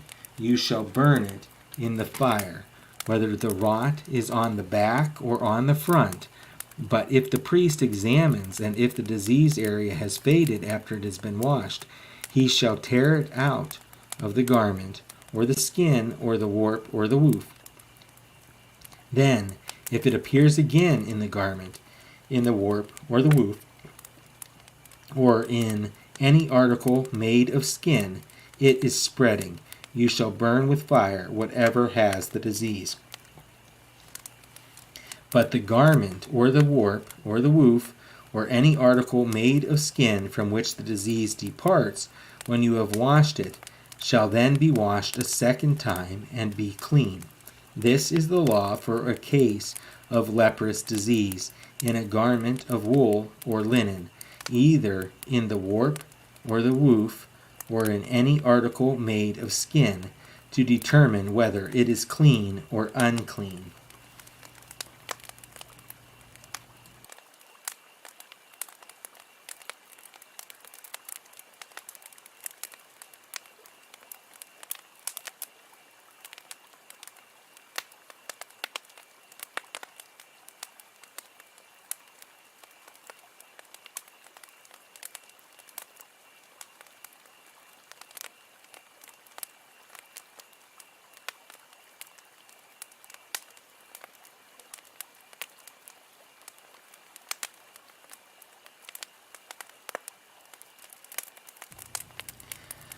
Leviticus chapter 14. The Lord spoke to Moses, saying, This shall be the law of the leprous person for the day of his cleansing. He shall be brought to the priest, and the priest shall go out of the camp, and the priest shall look. Then, if the case of leprous disease is healed in the leprous person, the priest shall command them to take for him who is to be cleansed 2 live clean birds, and cedar wood, and a scarlet yarn, and hyssop. And the priest shall command them to kill one of the birds in an earthenware vessel over fresh water. He shall take the live bird with the cedar wood, and the scarlet yarn, and the hyssop, and dip them and the live bird in the blood of the bird that was killed over the fresh water. And he shall sprinkle it 7 times on him who is to be cleansed of the leprous disease. Then he shall pronounce him clean, and shall let the living bird go into the open field. And he who is to be cleansed shall wash his clothes, and shave off all his hair, and bathe himself in water, and he shall be clean. And after that he may come into the camp, but live outside his tent 7 days. And on the 7th day he shall shave off all his hair from his head, his beard, and his eyebrows. He shall shave off all his hair. And then he shall wash his clothes and bathe his body in water, and he shall be clean. And on the 8th day he shall take 2 male lambs without blemish, and 1 ewe lamb a year old without blemish, and a grain offering of 3/10 of an ephah of fine flour mixed with oil, and 1 log of oil. And the priest who cleanses him shall set the man who is to be cleansed and these things before the Lord at the entrance of the tent of meeting. And the priest shall take 1 of the male lambs and offer it for a guilt offering, along with the log of oil, and wave them for a wave offering before the Lord. And he shall kill the lamb in the place where they kill the sin offering, and the burnt offering in the place of the sanctuary. For the guilt offering, like the sin offering, belongs to the priest. It is most holy. The priest shall take some of the blood of the guilt offering, and the priest shall put it on the lobe of the right ear of him who is to be cleansed, and on the thumb of his right hand, and on the big toe of his right foot. Then the priest shall take some of the log of oil, and pour it into the palm of his own left hand, and dip his right finger in the oil that is in his left hand, and sprinkle some oil with his finger 7 times before the Lord. And some of the oil that remains in his hand the priest shall put on the lobe of the right ear of him who is to be cleansed, and on the thumb of his right hand, and on the big toe of his right foot, on top of the blood of the guilt offering. And the rest of the oil that is in the priest's hand he shall put on the head of him who is to be cleansed. Then the priest shall make atonement for him before the Lord. The priest shall offer the sin offering to make atonement for him who is to be cleansed from his uncleanness, and afterward he shall kill the burnt offering. And the priest shall offer the burnt offering and the grain offering on the altar. Thus the priest shall make atonement for him, and he shall be clean. But if he is poor and cannot afford so much, then he shall take 1 male lamb for a guilt offering to be waved, to make atonement for him, and 1/10 of an ephah of fine flour mixed with oil for a grain offering, and a log of oil. Also 2 turtle doves or 2 pigeons, whichever he can afford. The one shall be a sin offering, and the other a burnt offering. And on the 8th day he shall bring them for his cleansing to the priest, to the entrance of the tent of meeting, before the Lord. And the priest shall take the lamb of the guilt offering and the log of oil, and the priest shall wave them for a wave offering before the Lord. And he shall kill the lamb of the guilt offering. And the priest shall take some of the blood of the guilt offering, and put it on the lobe of the right ear of him who is to be cleansed, and on the thumb of his right hand, and on the big toe of his right foot. And the priest shall pour some of the oil into the palm of his own left hand, and shall sprinkle with his right finger some of the oil that is on his left hand 7 times before the Lord. And the priest shall put some of the oil that is in his hand on the lobe of the right ear of him who is to be cleansed, and on the thumb of his right hand, and on the big toe of his right foot, in the place where the blood of the guilt offering was put. And the rest of the oil that is in the priest's hand he shall put on the head of him who is to be cleansed, to make atonement for him before the Lord. And he shall offer of the turtle doves or pigeons, whichever he can afford, one for a sin offering and the other for a burnt offering, along with a grain offering. And the priest shall make atonement before the Lord for him who is being cleansed. This is the law for him who is a case of leprous disease, who cannot afford the offerings for his cleansing.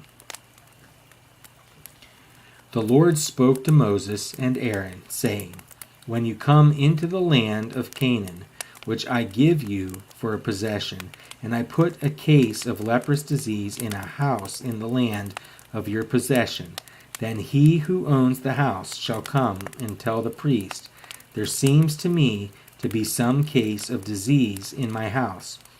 Then the priest shall command that they empty the house before the priest goes to examine the disease, lest all that is in the house be declared unclean. And afterward the priest shall go in to see the house, and he shall examine the disease. And if the disease is in the walls of the house, with greenish or reddish spots, and if it appears to be deeper than the surface, then the priest shall go out of the house to the door of the house, and shut up the house 7 days. And the priest shall come again on the 7th day, and look. If the disease has spread in the walls of the house, then the priest shall command that they take out the stones in which is the disease, and throw them into an unclean place outside the city. And he shall have the inside of the house scraped all around, and the plaster that they scrape off they shall pour out in an unclean place outside the city. Then they shall take other stones and put them in the place of those stones, and he shall take other plaster and plaster the house.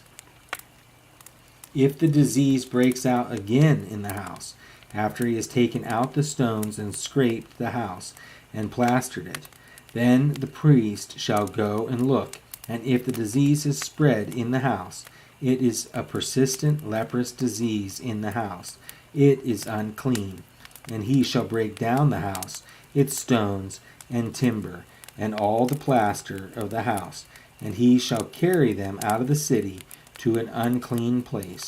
Moreover, whoever enters the house while it is shut up shall be unclean until the evening. And whoever sleeps in the house shall wash his clothes, and whoever eats in the house shall wash his clothes.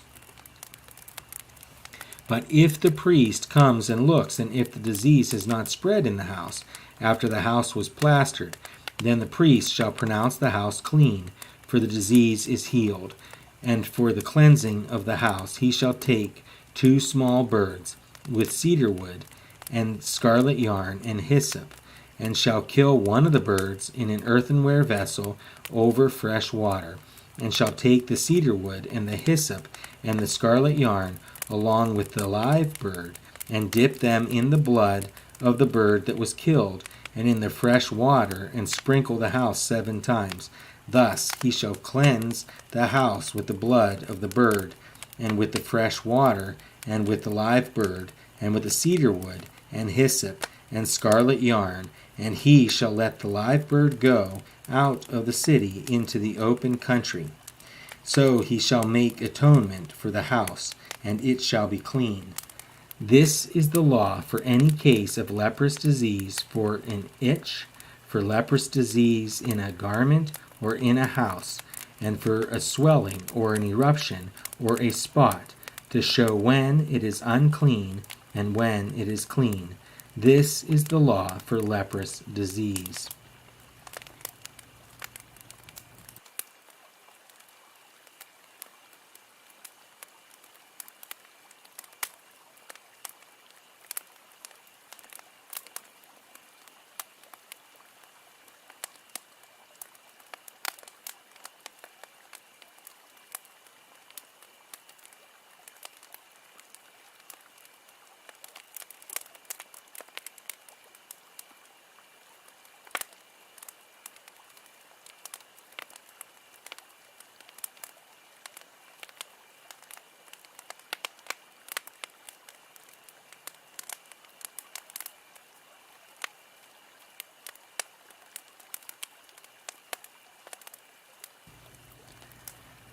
Leviticus chapter 15.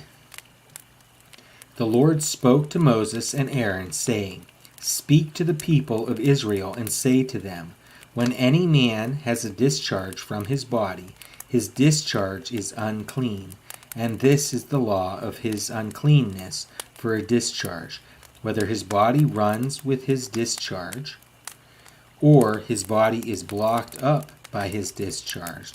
It is his uncleanness. Every bed on which the one with the discharge lies shall be unclean, and everything on which he sits shall be unclean. And anyone who touches his bed shall wash his clothes and bathe himself in water, and be unclean until the evening.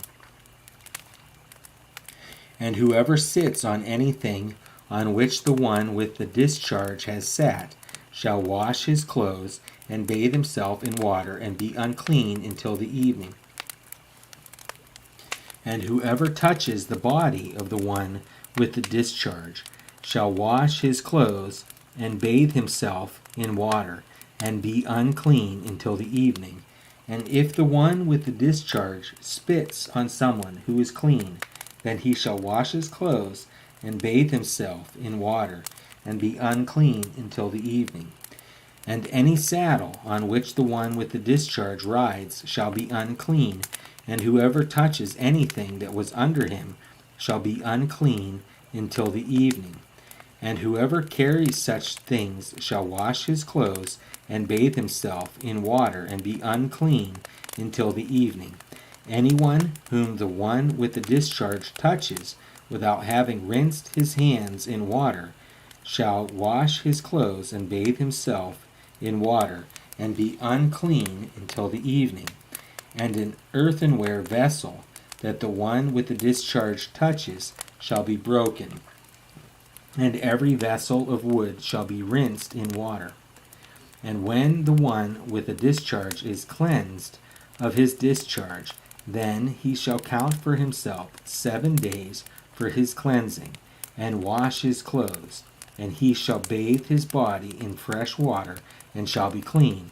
And on the 8th day he shall take 2 turtle doves or 2 pigeons, and come before the Lord to the entrance of the tent of meeting, and give them to the priest. And the priest shall use them, one for a sin offering, and the other for a burnt offering. And the priest shall make atonement for him before the Lord for his discharge. If a man has an emission of semen, he shall bathe his whole body in water, and be unclean until the evening.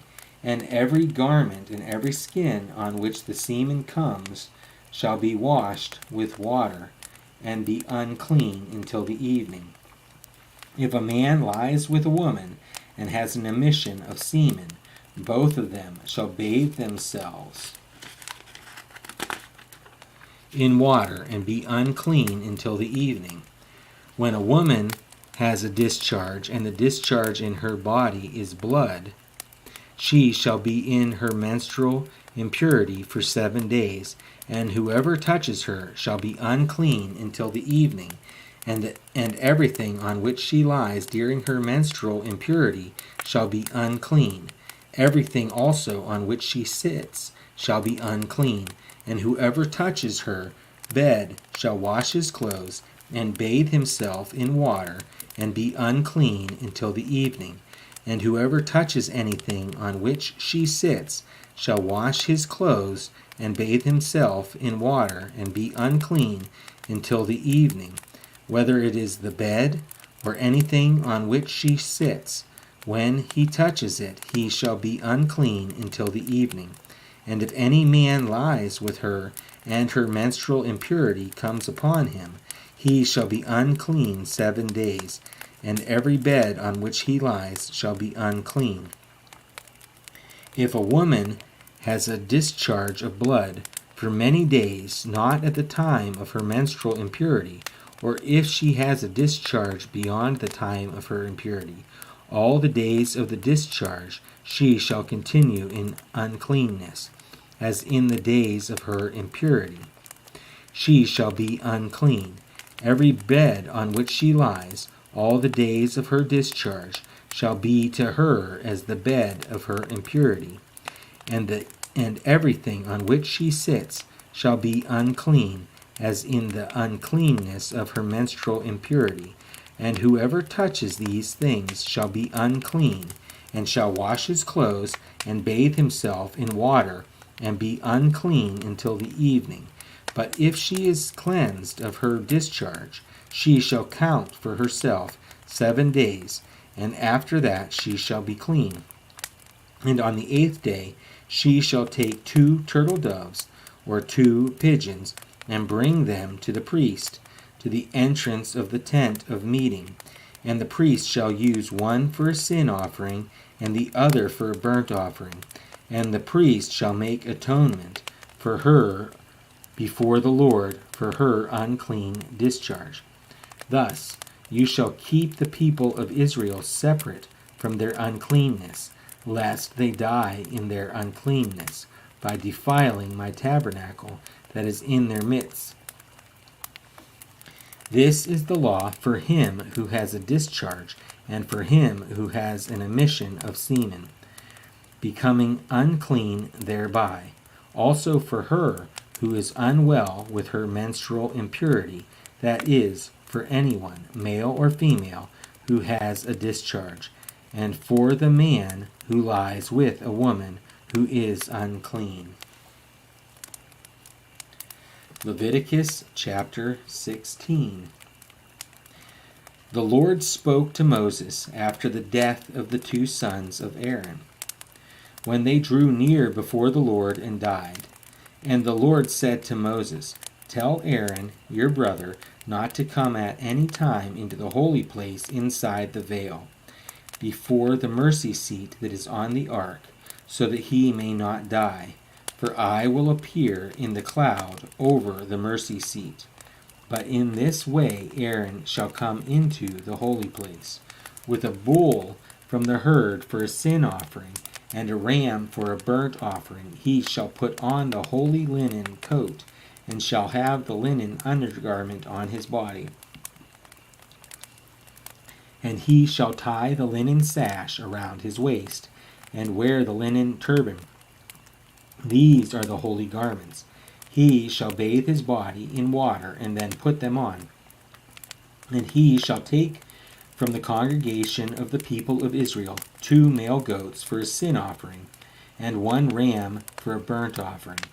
Aaron shall offer the bull as a sin offering for himself, and shall make atonement for himself and for his house. Then he shall take the 2 goats and set them before the Lord at the entrance of the tent of meeting. And Aaron shall cast lots over the 2 goats, 1 lot for the Lord, and the other lot for Azazel. And Aaron shall present the goat on which the lot fell for the Lord, and use it as a sin offering. But the goat on which the lot fell for Azazel shall be presented alive before the Lord, to make atonement over it, that it may be sent away into the wilderness to Azazel. Aaron shall present the bull as a sin offering for himself, and shall make atonement for himself and for his house. He shall kill the bull as a sin offering for himself, and he shall take a censer full of coals of fire from the altar before the Lord, and 2 handfuls of sweet incense beaten small, and he shall bring it inside the veil, and put the incense on the fire before the Lord, that the cloud of the incense may cover the mercy seat that is over the testimony, so that he does not die. And he shall take some of the blood of the bull, and sprinkle it with his finger on the front of the mercy seat on the east side. And in front of the mercy seat he shall sprinkle some of the blood with his finger 7 times. Then he shall kill the goat of the sin offering that is for the people, and bring its blood inside the veil, and do with its blood as he did with the blood of the bull, sprinkling it over the mercy seat, and in front of the mercy seat. Thus he shall make atonement for the holy place, because of the uncleannesses of the people of Israel. and because of their transgressions, all their sins.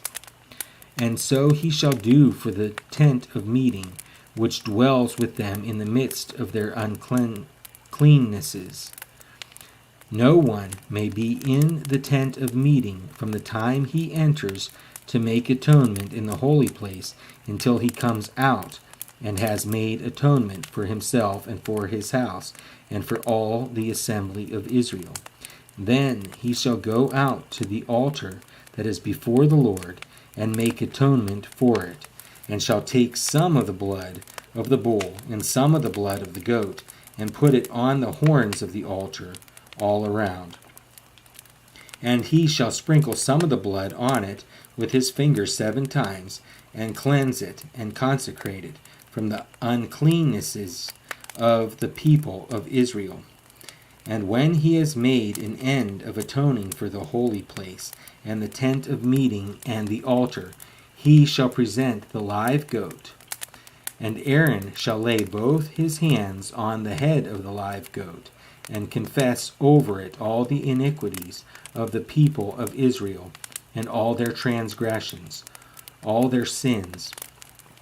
And he shall put them on the head of the goat, and send it away into the wilderness by the hand of a man who is in readiness.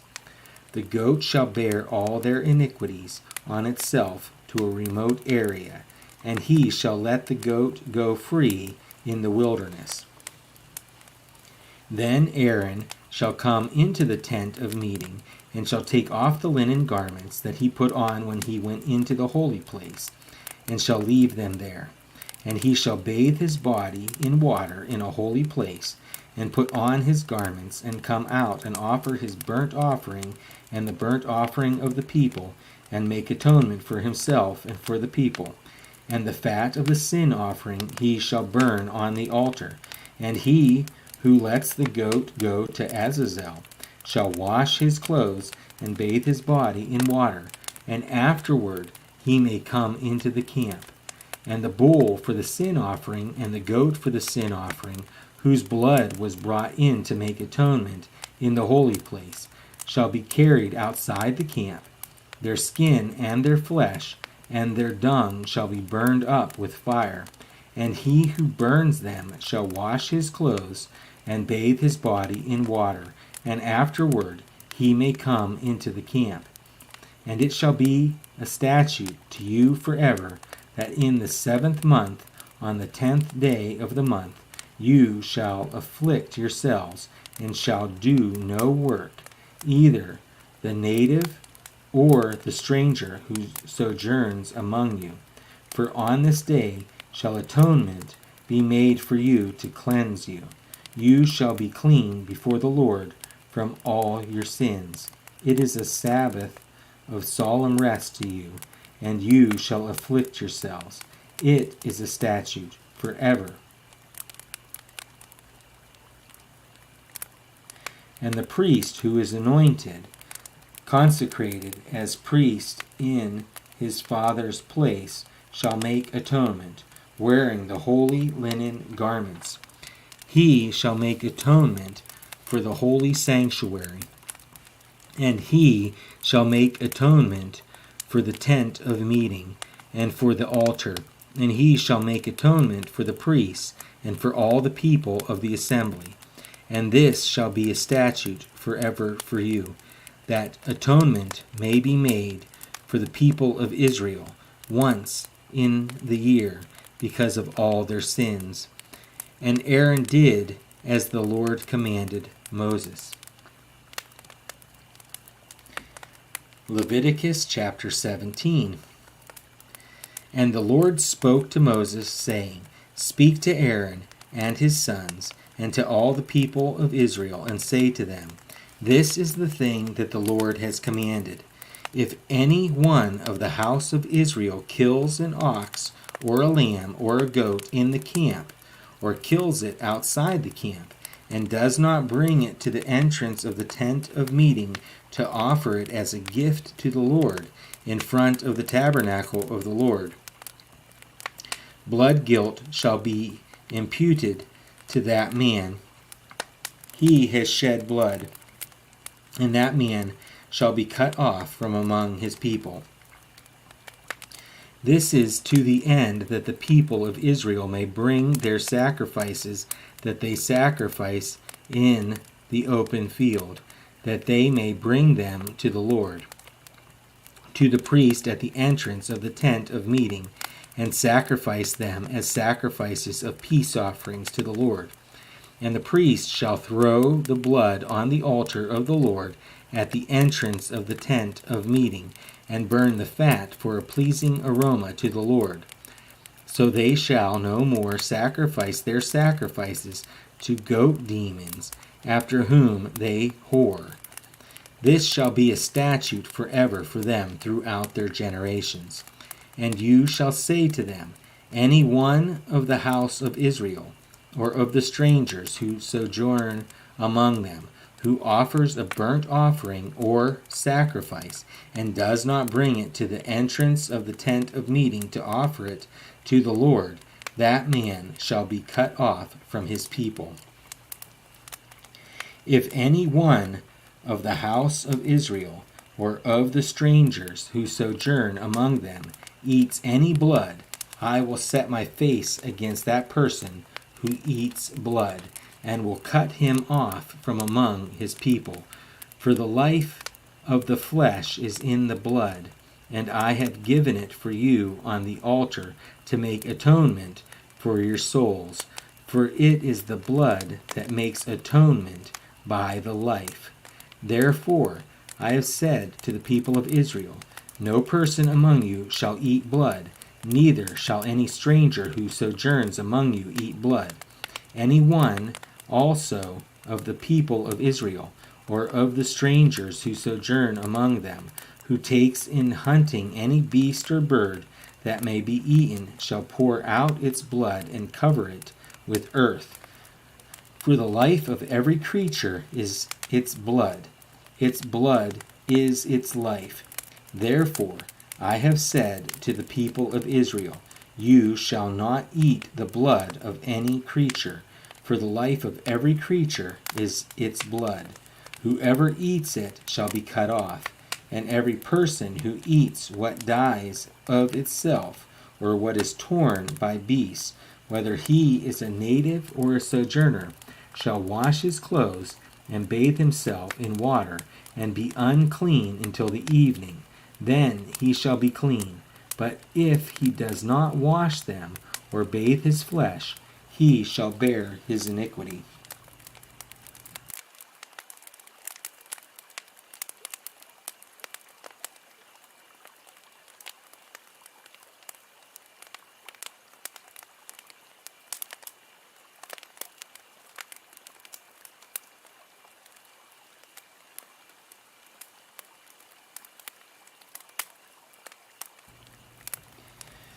And the Leviticus chapter 18.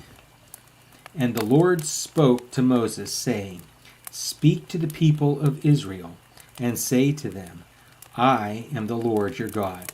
You shall not do as they do in the land of Egypt, where you lived, and you shall not do as they do in the land of Canaan, to which I am bringing you. You shall not walk in their statutes. You shall follow my rules and keep my statutes and walk in them. I am the Lord your God. You shall therefore keep my statutes and my rules. If a person does them, he shall live by them. I am the Lord. None of you shall approach any one of his close relatives to uncover nakedness. I am the Lord. You shall not uncover the nakedness of your father, which is the nakedness of your mother. She is your mother, and you shall not uncover her nakedness. You shall not uncover the nakedness of your father's wife. It is your father's nakedness. You shall not uncover the nakedness of your sister, your father's daughter, or your mother's daughter, whether brought up in the family or in another home. You shall not uncover the nakedness of your son's daughter, or of your daughter's daughter. For their nakedness is your own nakedness. You shall not uncover the nakedness of your father's wife's daughter, brought up in your father's family, since she is your sister. And you shall not uncover the nakedness of your father's sister. She is your father's relative. You shall not uncover the nakedness of your mother's sister, for she is your mother's relative. You shall not uncover the nakedness of your father's brother. That is, you shall not approach his wife. She is your aunt. You shall not uncover the nakedness of your daughter-in-law. She is your son's wife. You shall not uncover her nakedness. You shall not uncover the nakedness of your brother's wife. It is your brother's nakedness. You shall not uncover the nakedness of a woman and of her daughter, and you shall not take her son's daughter or her daughter's daughter to uncover her nakedness. They are relatives. It is depravity. And you shall not take a woman as a rival wife to her sister, uncovering her nakedness, while her sister is still alive. You shall not approach a woman to uncover her nakedness while she is in her menstrual uncleanness. And you shall not lie sexually with your neighbor's wife, and so make yourself unclean with her. You shall not give any of your children to offer them to Moloch, and so profane the name of your God. I am the Lord. You shall not lie with a male as with a woman. It is an abomination. And you shall not lie with any animal, and so make yourself unclean with it. Neither shall any woman give herself to an animal to lie with it. It is perversion. Do not make yourselves unclean by any of these things, for by all these the nations I am driving out before you have become unclean, and the land became unclean, so that I punished its iniquity, and the land vomited out its inhabitants. But you shall keep my statutes and my rules, and do none of these abominations, either the native or the stranger who sojourns among you. For the people of the land who were before you did all of these abominations, so that the land became unclean. Lest the land vomit you out when you make it unclean, as it vomited out the nation that was before you. For everyone who does any of these abominations, the persons who do them shall be cut off from among their people. So keep my charge never to practice any of these abominable customs that were practiced before you, and never to make yourselves unclean by them. I am the Lord your God. Leviticus chapter 19. And the Lord spoke to Moses, saying, Speak to all the congregation of the people of Israel, and say to them, You shall be holy, for I, the Lord your God, am holy. Every one of you shall revere his mother and his father, and you shall keep my Sabbaths. I am the Lord your God. Do not turn to idols or make yourselves any gods of cast metal. I am the Lord your God. When you offer a sacrifice of peace offerings to the Lord, you shall offer it so that you may be accepted. It shall be eaten the same day you offer it, or on the day after, and anything left over until the third day shall be burned up with fire. If it is eaten at all on the third day, it is tainted. It will not be accepted, and everyone who eats it shall bear his iniquity, because he has profaned what is holy to the Lord, and that person shall be cut off from his people.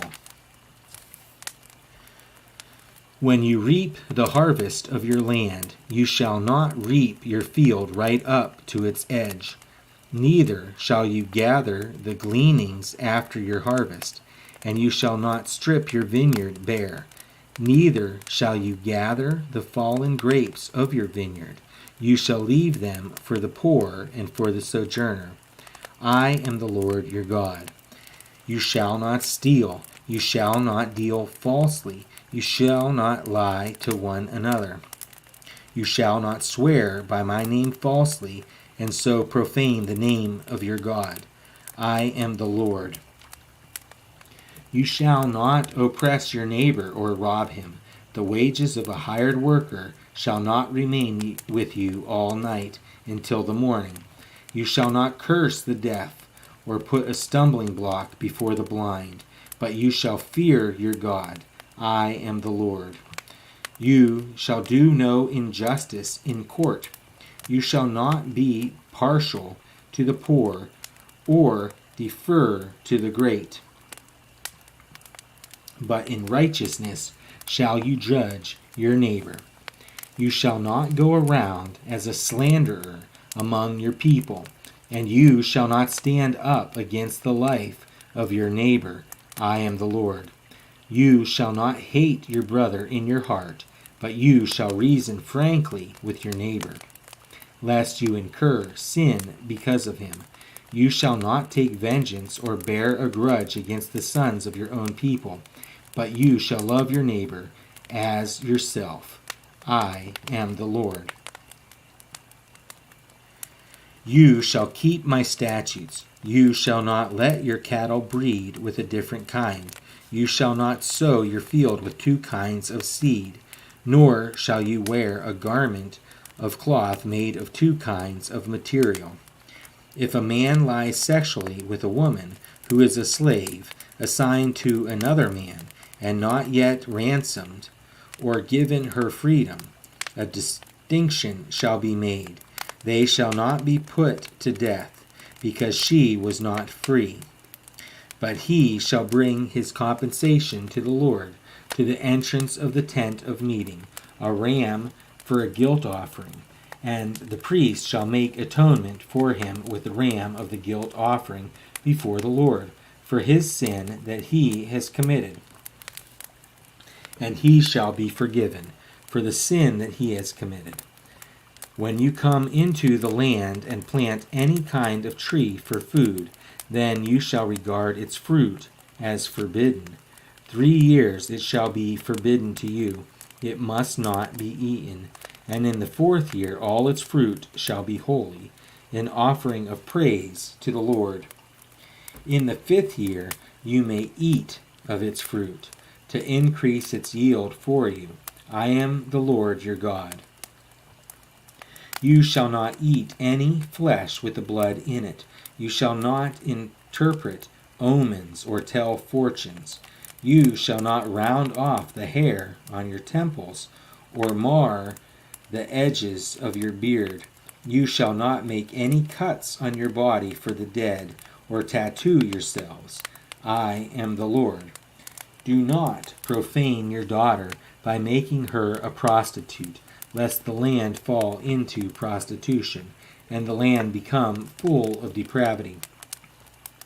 You shall keep my Sabbaths, and reverence my sanctuary. I am the Lord.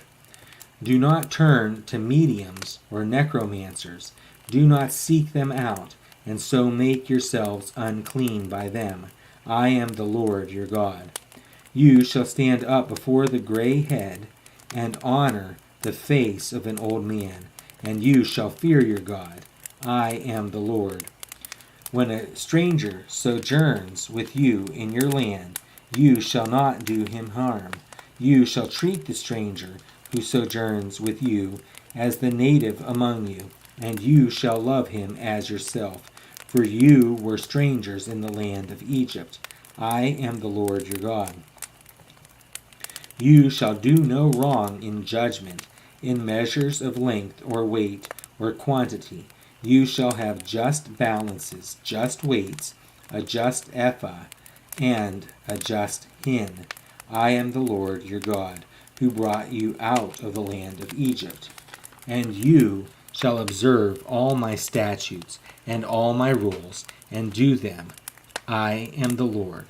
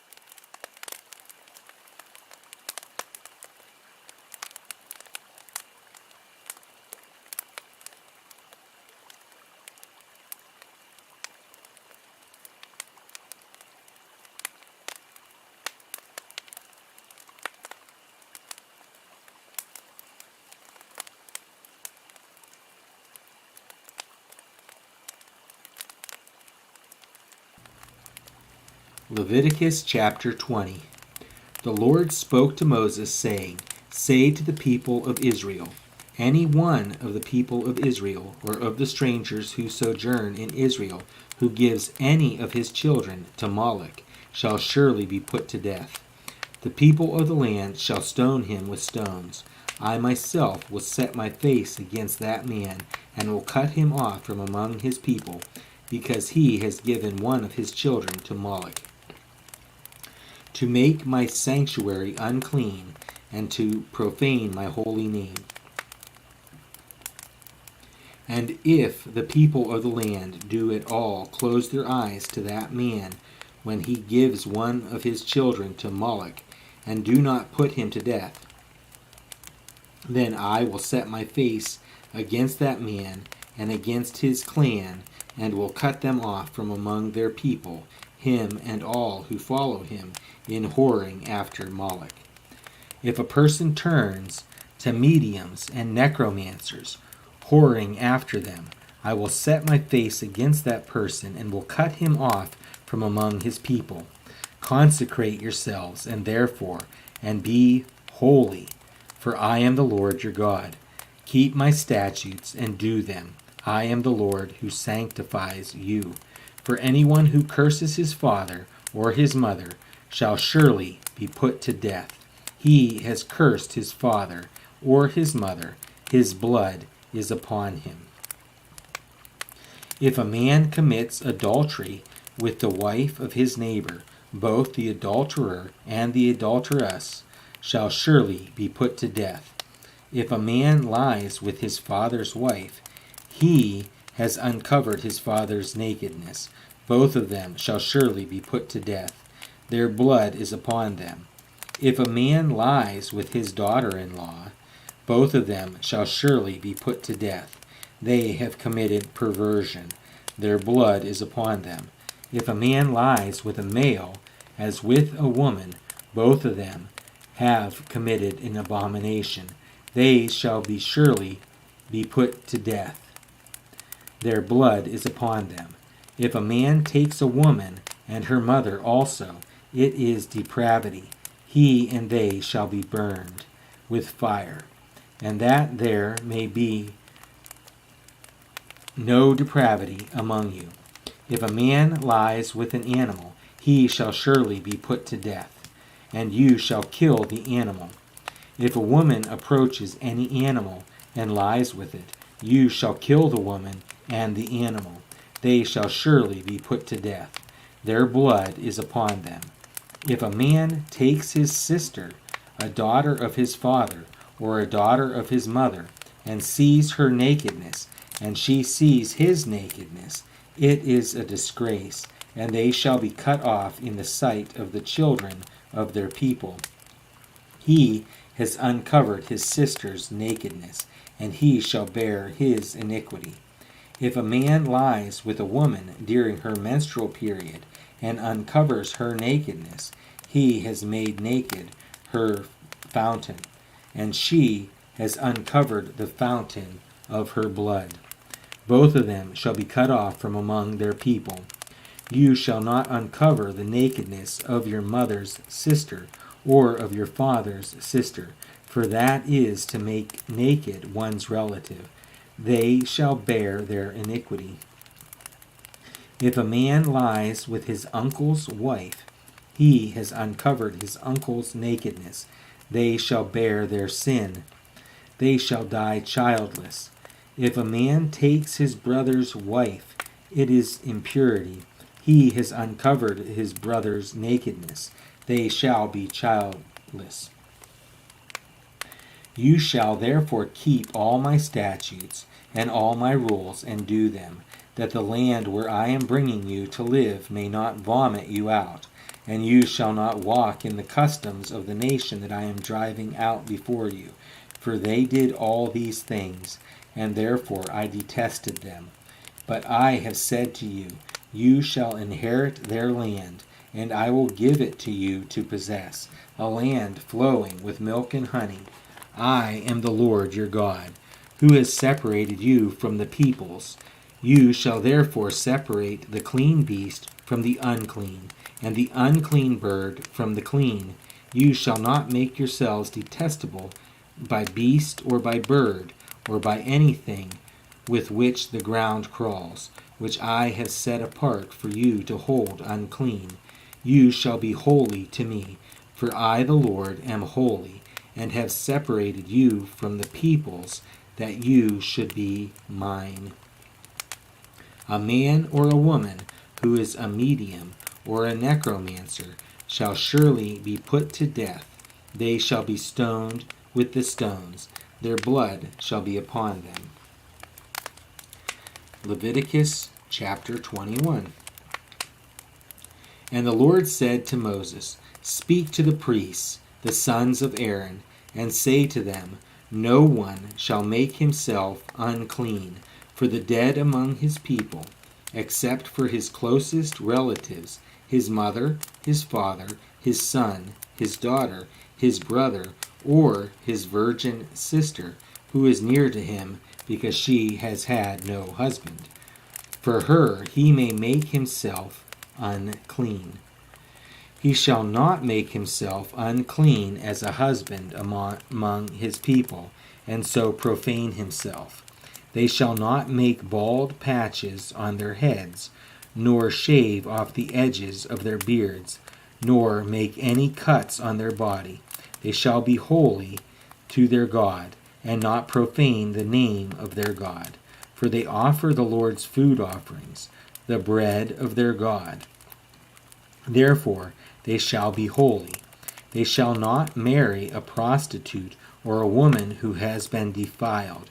Neither shall they marry a woman divorced from her husband, for the priest is holy to his God. You shall sanctify him, for he offers the bread of your God. He shall be holy to you, for I, the Lord, who sanctify you, am holy. And the daughter of any priest, if she profanes herself by whoring, profanes her father, she shall be burned with fire. The priest who is chief among his brothers, on whose head the anointing oil is poured, and who has been consecrated to wear the garments, shall not let the hair of his head hang loose, nor tear his clothes. He shall not go into any dead bodies, nor make himself unclean, even for his father or for his mother. He shall not go out of the sanctuary, lest he profane the sanctuary of his God. For the consecration of the anointing oil of his God is on him. I am the Lord. And he shall take a wife in her virginity, a widow or a divorced woman, or a woman who has been defiled, or a prostitute. These he shall not marry. But he shall take as his wife a virgin of his own people, that he may not profane his offspring among his people. For I am the Lord who sanctifies him. And the Lord spoke to Moses, saying, Speak to Aaron, saying, None of your offspring throughout their generations who has a blemish may approach to offer the bread of his God. For no one who has a blemish shall draw near. A man blind or lame, or one who has a mutilated face or a limb too long, or a man who has an injured foot or an injured hand, or a hunchback, or a dwarf, or a man with a defect in his sight, or an itching disease, or scabs, or crushed testicles. No man of the offspring of Aaron, the priest who has a blemish, shall come near to offer the Lord's food offerings, since he has a blemish. He shall not come near to offer the bread of his God. He may eat the bread of his God, both of the most holy and of the holy things, but he shall not go through the veil or approach the altar, because he has a blemish, that he may not profane my sanctuaries, for I am the Lord who sanctifies them. So Moses spoke to Aaron and to his sons and to all the people of Israel.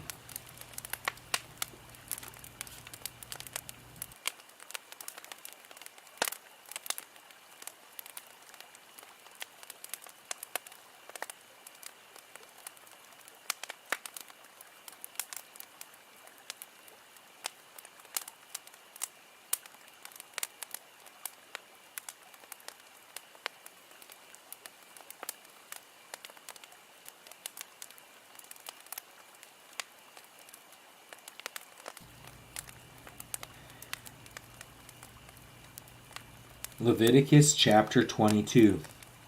And the Lord spoke to Moses, saying, Speak to Aaron and his sons, so that they abstain from the holy things of the people of Israel, which they dedicate to me, so that they do not profane my holy name. I am the Lord. Say to them, If any one of all your offspring throughout your generations approaches the holy things that the people of Israel dedicate to the Lord, while he has an uncleanness, that person shall be cut off from my presence. I am the Lord. None of the offspring of Aaron who has a leprous disease or a discharge may eat of the holy things until he is clean. Whoever touches anything that is unclean through contact with the dead, or a man who has had an emission of semen, and whoever touches a swarming thing by which he may be made unclean, or a person from whom he may take uncleanness, whatever his uncleanness may be, the person who touches such a thing shall be unclean until the evening, and shall not eat of the holy things unless he has bathed his body in water. When the sun goes down, he shall be clean, and afterward he may eat of the holy things, because they are his food. He shall not eat what dies of itself, or is torn by beasts, and so make himself unclean by it. I am the Lord. They shall therefore keep my charge, lest they bear sin for it, and die thereby, when they profane it. I am the Lord who sanctifies them. A lay person shall not eat of a holy thing. No foreign guest of the priest or hired worker shall eat of a holy thing.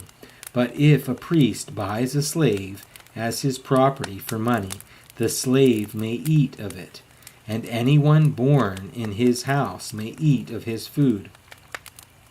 If a priest's daughter marries a layman, she shall not eat of the contribution of the holy things. But if a priest's daughter is widowed or divorced and has no child, and returns to her father's house as in her youth, she may eat of her father's food. Yet no lay person shall eat of it. And if anyone eats of a holy thing unintentionally, he shall add the fifth of its value to it, and give the holy thing to the priest. They shall not profane the holy things of the people of Israel, which they contribute to the Lord, and so cause them to bear iniquity and guilt by eating their holy things. For I am the Lord who sanctifies them. And the Lord spoke to Moses, saying, Speak to Aaron and his sons and all the people of Israel, and say to them, When any one of the house of Israel, or of the sojourners in Israel, presents a burnt offering as his offering for any of their vows or free will offerings that they offer to the Lord, if it is to be accepted for you, it shall be a male without blemish. Of the bulls, or the sheep, or the goats, you shall not offer anything that has a blemish, for it will not be acceptable for you.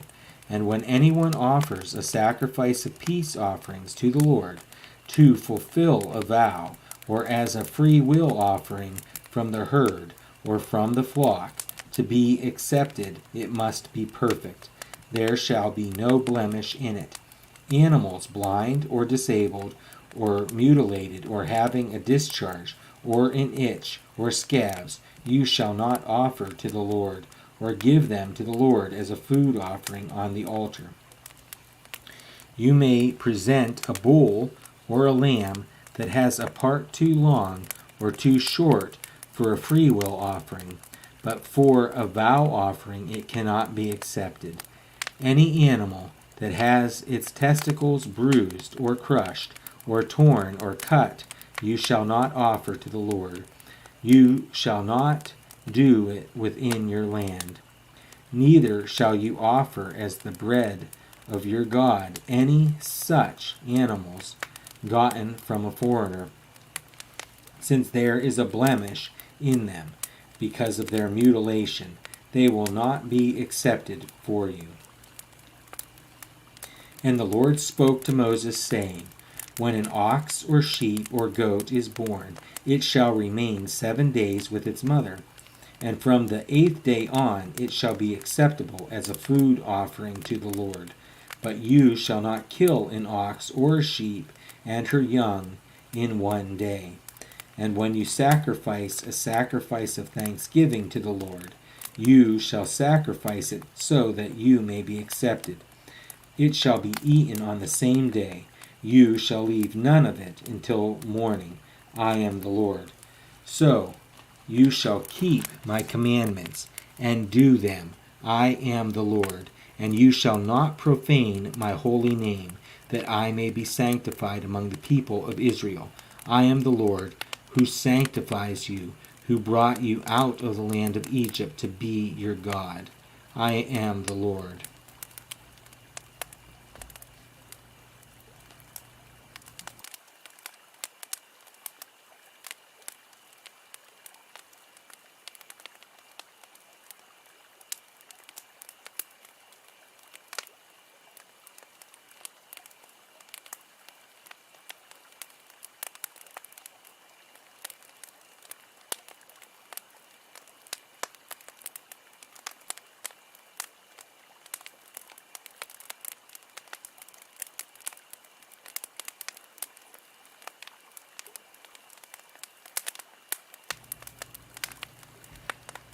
Leviticus chapter 23.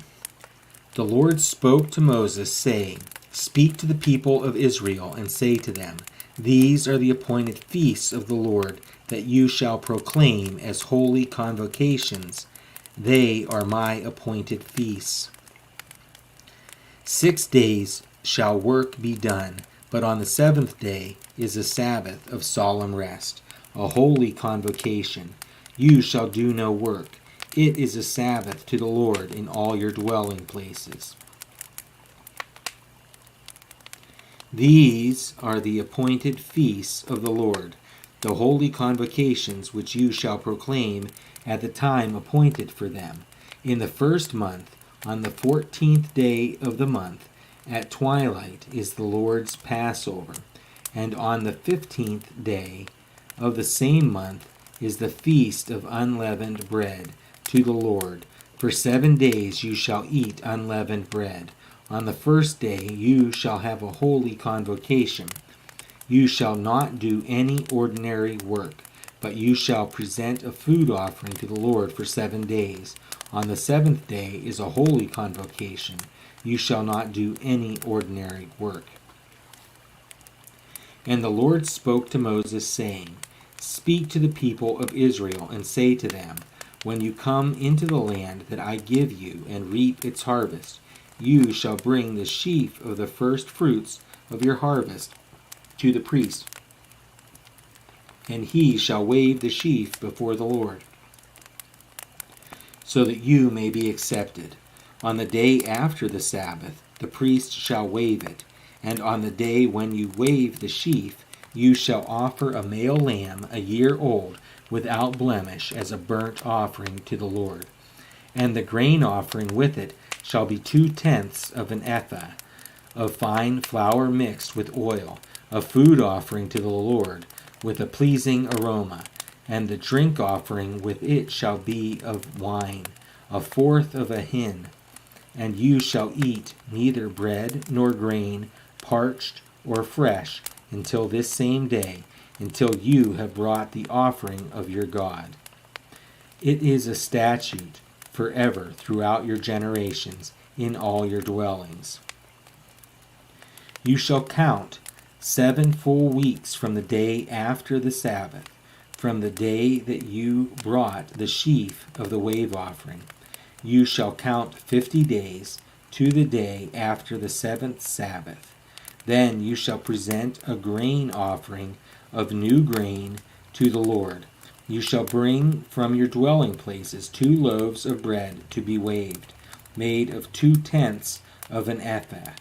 They shall be of fine flour, and they shall be baked with leaven. as first fruits to the Lord.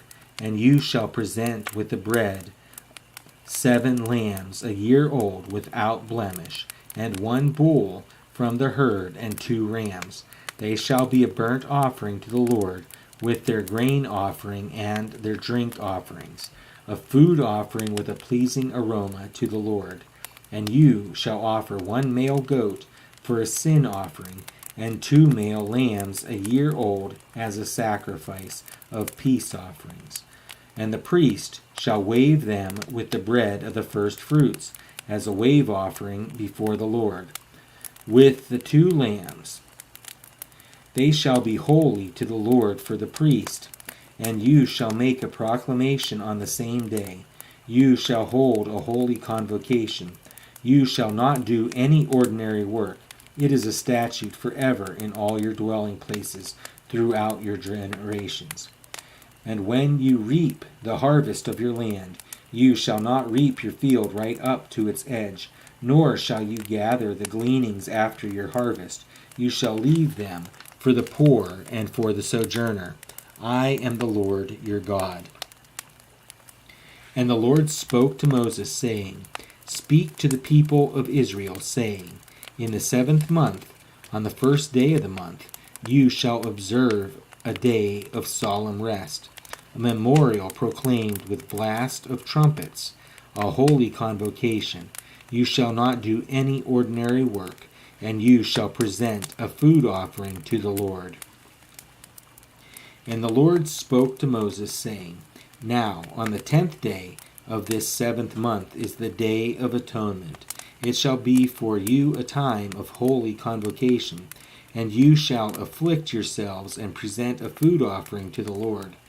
And you shall not do any work on that very day, for it is a day of atonement, to make atonement for you before the Lord your God. For whoever is not afflicted on that very day shall be cut off from his people. And whoever does any work on that very day, that person I will destroy from among his people. You shall not do any work. It is a statute forever throughout your generations, in all your dwelling places. It shall be to you a Sabbath of solemn rest, and you shall afflict yourselves. On the 9th day of the month, beginning at evening, from evening to evening, shall you keep your Sabbath. And the Lord spoke to Moses, saying, Speak to the people of Israel, saying, On the 15th day of this 7th month, and for 7 days is the feast of booths to the Lord. On the 1st day shall be a holy convocation. You shall not do any ordinary work. For 7 days you shall present food offerings to the Lord. On the 8th day you shall hold a holy convocation, and present a food offering to the Lord. It is a solemn assembly. You shall not do any ordinary work. These are the appointed feasts of the Lord, which you shall proclaim as times of holy convocation, for presenting to the Lord food offerings, burnt offerings and grain offerings, sacrifices and drink offerings, each on its proper day, besides the Lord's Sabbaths, and besides your gifts, and besides all your vow offerings, and besides all your free will offerings, which you give to the Lord. On the 15th day of the 7th month, when you have gathered in the produce of the land, you shall celebrate the feast of the Lord 7 days. On the 1st day shall be a solemn rest, and on the 8th day shall be a solemn rest. And you shall take on the 1st day the fruit of splendid trees, branches of palm trees, and boughs of leafy trees, and willows of the brook. And you shall rejoice before the Lord your God 7 days. You shall celebrate it as a feast to the Lord for 7 days in the year. It is a statute forever throughout your generations. You shall celebrate it in the 7th month. You shall dwell in booths for 7 days. All native Israelites shall dwell in booths, that your generations may know that I made the people of Israel dwell in booths when I brought them out of the land of Egypt. I am the Lord your God. Thus Moses declared to the people of Israel the appointed feasts of the Lord. Leviticus chapter 24. The Lord spoke to Moses, saying, Command the people of Israel to bring you pure oil from beaten olives for the lamp, that a light may be kept burning regularly.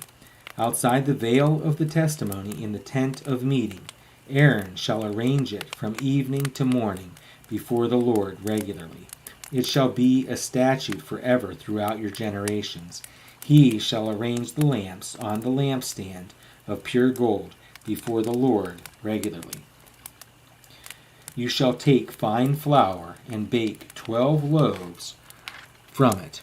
2/10 of an ephah shall be in each loaf, and you shall set them in 2 piles, 6 in a pile on the table of pure gold before the Lord. And you shall put pure frankincense on each pile, that it may go with the bread as a memorial portion, as a food offering to the Lord. Every Sabbath day Aaron shall arrange it before the Lord regularly. It is from the people of Israel as a covenant forever. And it shall be for Aaron and his sons, and they shall eat it in a holy place, since it is for him a most holy portion out of the Lord's food offerings, a perpetual due. Now, an Israelite woman's son, whose father was an Egyptian, went out among the people of Israel. And the Israelite woman's son and a man of Israel fought in the camp. And the Israelite woman's son blasphemed the name and cursed. Then they brought him to Moses. His mother's name was Shelomith, the daughter of Dibri, of the tribe of Dan. And they put him in custody, till the will of the Lord should be clear to them. Then the Lord spoke to Moses, saying, Bring out of the camp the one who cursed, and let all who heard him lay their hands on his head, and let all the congregation stone him, and speak to the people of Israel, saying, Whoever curses his God shall bear his sin. Whoever blasphemes the name of the Lord shall surely be put to death. All the congregation shall stone him, the sojourner as well as the native. When he blasphemes the name, shall be put to death. Whoever takes a human life shall surely be put to death. Whoever takes an animal's life shall make it good, life for life. If anyone injures his neighbor, as he has done it shall be done to him. Fracture for fracture, eye for eye, tooth for tooth. Whatever injury he has given a person shall be given to him. Whoever kills an animal shall make it good, and whoever kills a person shall be put to death. You shall have the same rule for the sojourner and for the native, for I am the Lord your God. So Moses spoke to the people of Israel, and they brought out of the camp the one who had cursed, and stoned him with stones. Thus the people of Israel did as the Lord commanded Moses. Leviticus chapter 25. The Lord spoke to Moses on Mount Sinai, saying, Speak to the people of Israel and say to them, When you come into the land that I give you, the land shall keep a Sabbath to the Lord. For 6 years you shall sow your field, and for 6 years you shall prune your vineyard, and gather in its fruits. But in the 7th year there shall be a Sabbath of solemn rest for the land, a Sabbath to the Lord. You shall not sow your field or prune your vineyard. You shall not reap what grows of itself in your harvest, or gather the grapes of your undressed vine. It shall be a year of solemn rest for the land. The Sabbath of the land shall provide food for you, for yourself and for your male and female slaves, and for your hired worker and the sojourner who lives with you. and for your cattle, and for the wild animals that are in your land. All its yield shall be for food. You shall count 7 weeks of years, 7 times 7 years, so that the time of the 7 weeks of years shall give you 49 years. Then you shall sound the loud trumpet on the 10th day of the 7th month.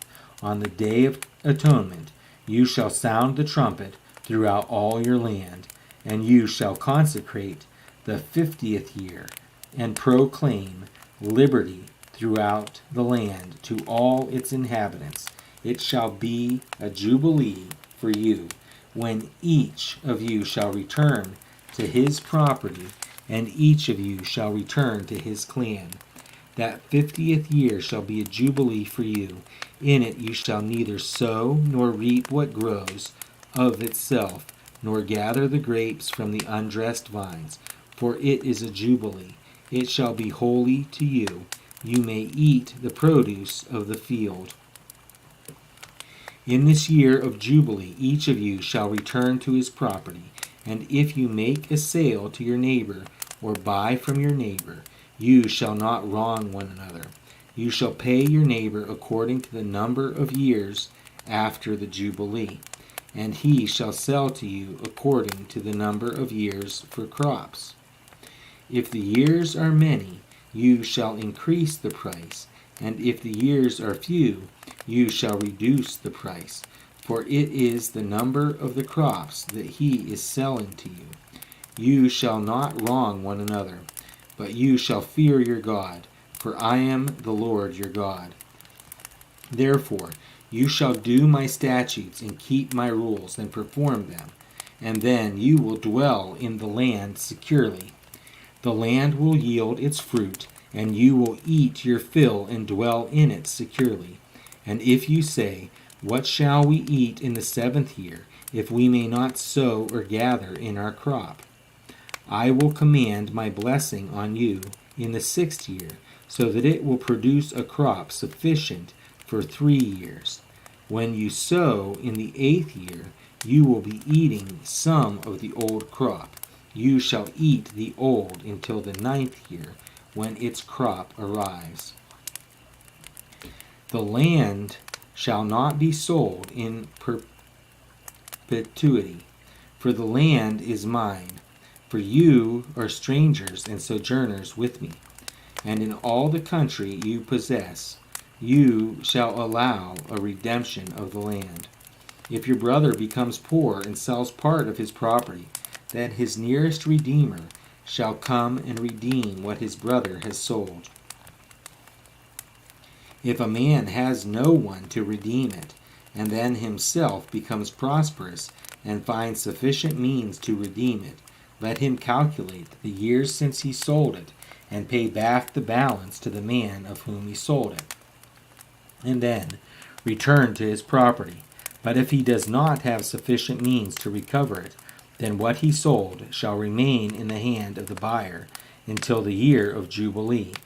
In the Jubilee it shall be released, and he shall return to his property.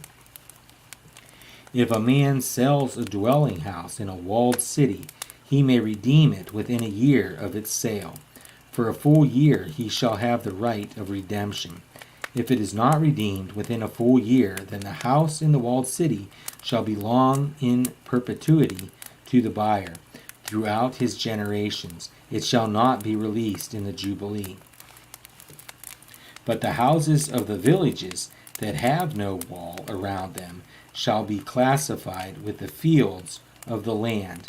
They may be redeemed, and they shall be released in the Jubilee. As for the cities of the Levites may redeem at any time the houses in the cities they possess. And if one of the Levites exercises his right of redemption, then the house that was sold in a city they possess shall be released in the Jubilee. For the houses in the cities of the Levites are their possession among the people of Israel. But the fields of pasture land belonging to their cities may not be sold, for that is their possession forever. If your brother becomes poor and cannot maintain himself with you, you shall support him as though he were a stranger and a sojourner, and he shall live with you. Take no interest from him or profit, but fear your God, that your brother may live beside you. You shall not lend him your money at interest, nor give him your food for profit.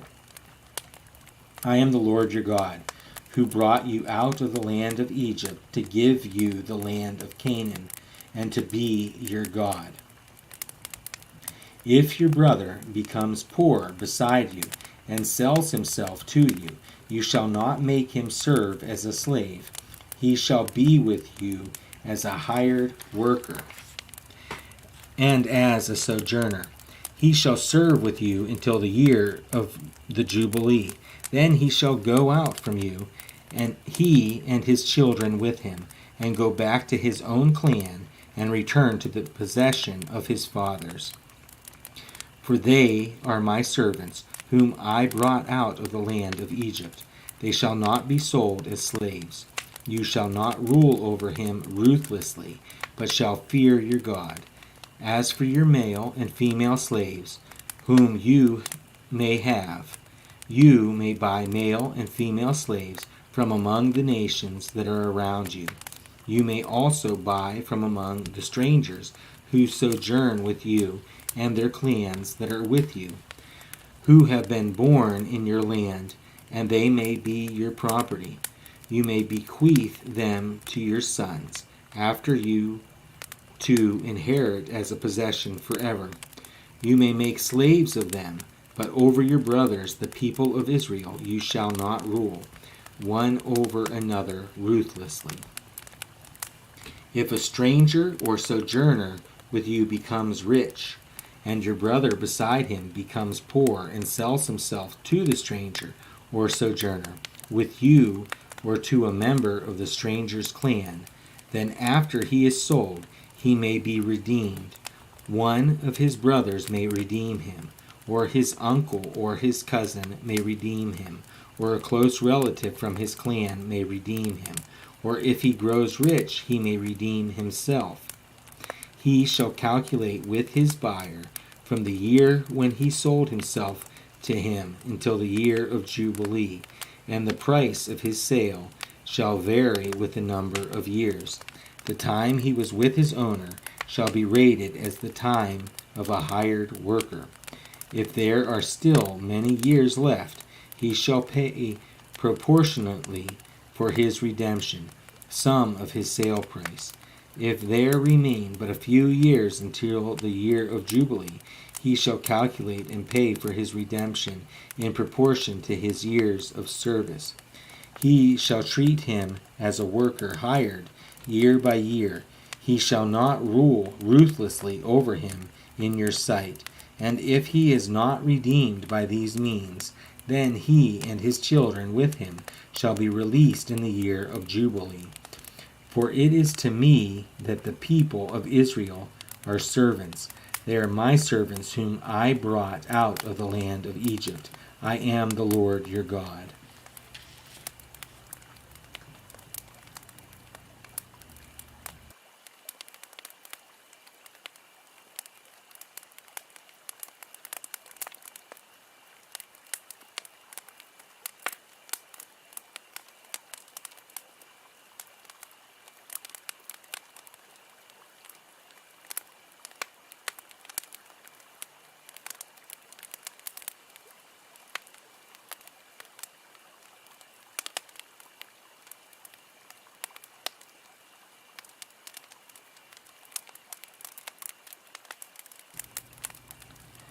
Leviticus chapter 26. You shall not make idols for yourselves, or erect an image or pillar, and you shall not set up a figured stone in your land to bow down to it. For I am the Lord your God. You shall keep my Sabbaths and reverence my sanctuary. I am the Lord. If you walk in my statutes and observe my commandments and do them, then I will give you your rains in their season, and the land shall yield its increase, and the trees of the field shall yield their fruit. Your threshing shall last to the time of the grape harvest, and the grape harvest shall last to the time for sowing, and you shall eat your bread to the full, and dwell in your land securely. I will give peace in the land, and you shall lie down, and none shall make you afraid. And I will remove harmful beasts from the land, and the sword shall not go through your land. You shall chase your enemies, and they shall fall before you by the sword. 5 of you shall chase 100, and 100 of you shall chase 10,000. And your enemies shall fall before you by the sword. I will turn to you, and make you fruitful, and multiply you, and will confirm my covenant with you. You shall eat old store long kept, and you shall clear out the old to make way for the new. I will make my dwelling among you, and my soul shall not abhor you. And I will walk among you, and will be your God, and you shall be my people. I am the Lord your God, who brought you out of the land of Egypt, that you should not be their slaves.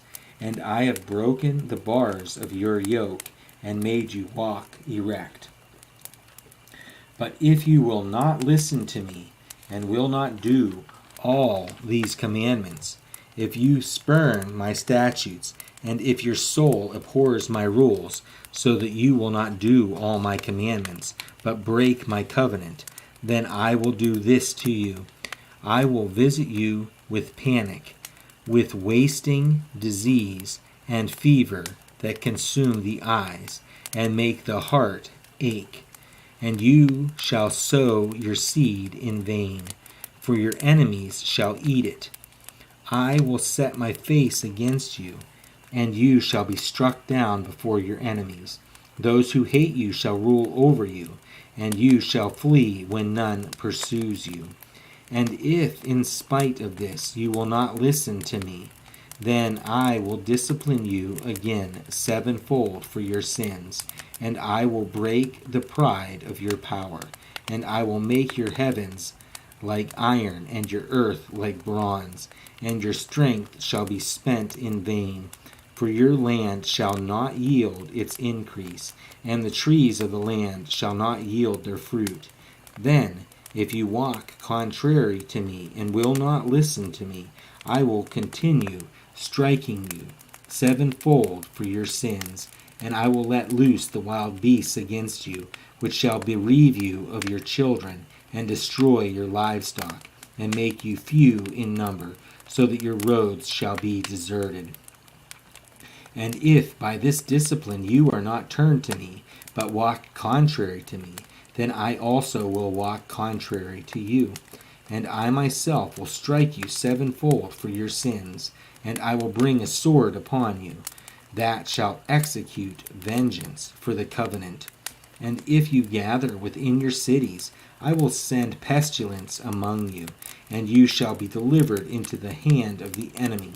When I break your supply of bread, 10 women shall bake your bread in a single oven, and shall dole out your bread again by weight, and you shall eat and not be satisfied.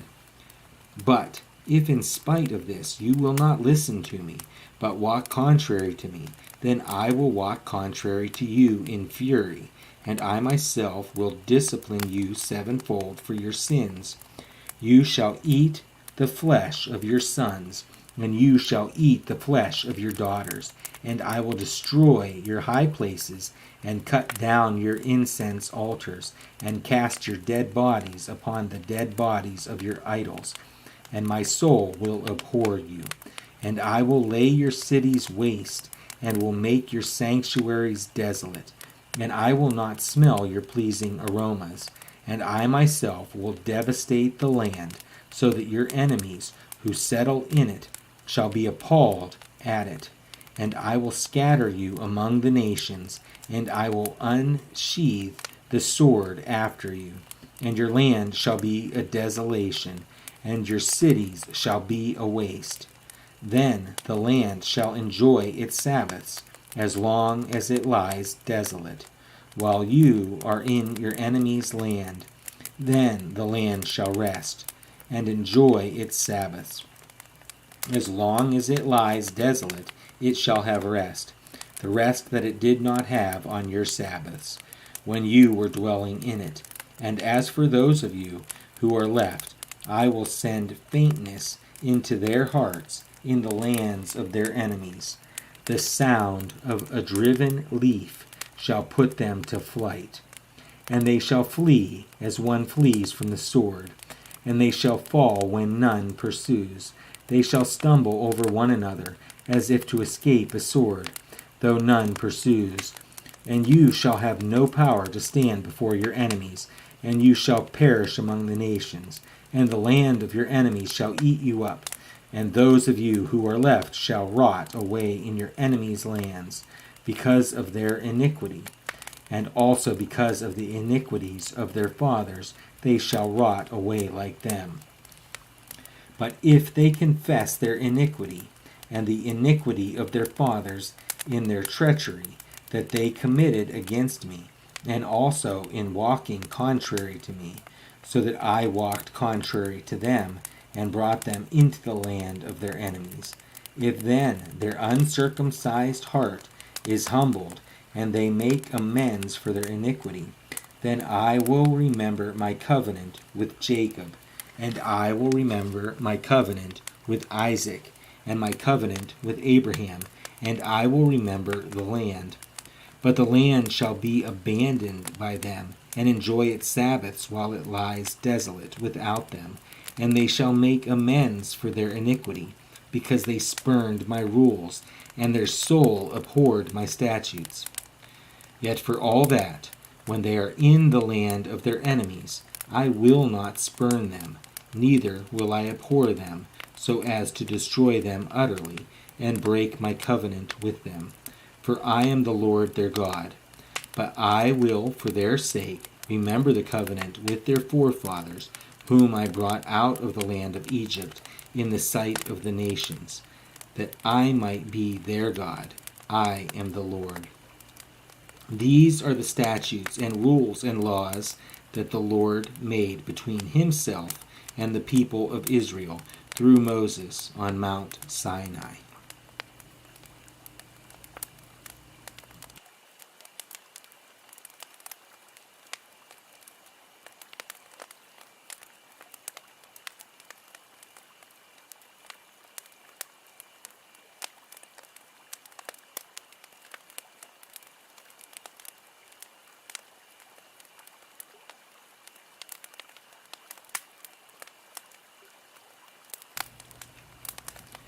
Leviticus chapter 27.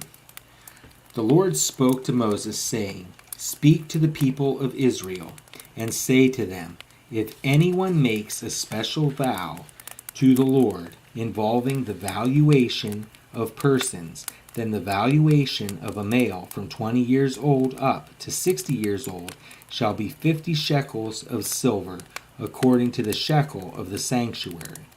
If the person is a female, the valuation shall be 30 shekels. If the person is from 5 years old up to 20 years old, the valuation shall be for a male 20 shekels, and for a female 10 shekels. If the person is from a month old up to 5 years old, the valuation shall be for a male 5 shekels of silver, and for a female the valuation shall be 3 shekels of silver. And if the person is 60 years old or over, then the valuation for a male shall be 15 shekels, and for a female 10 shekels.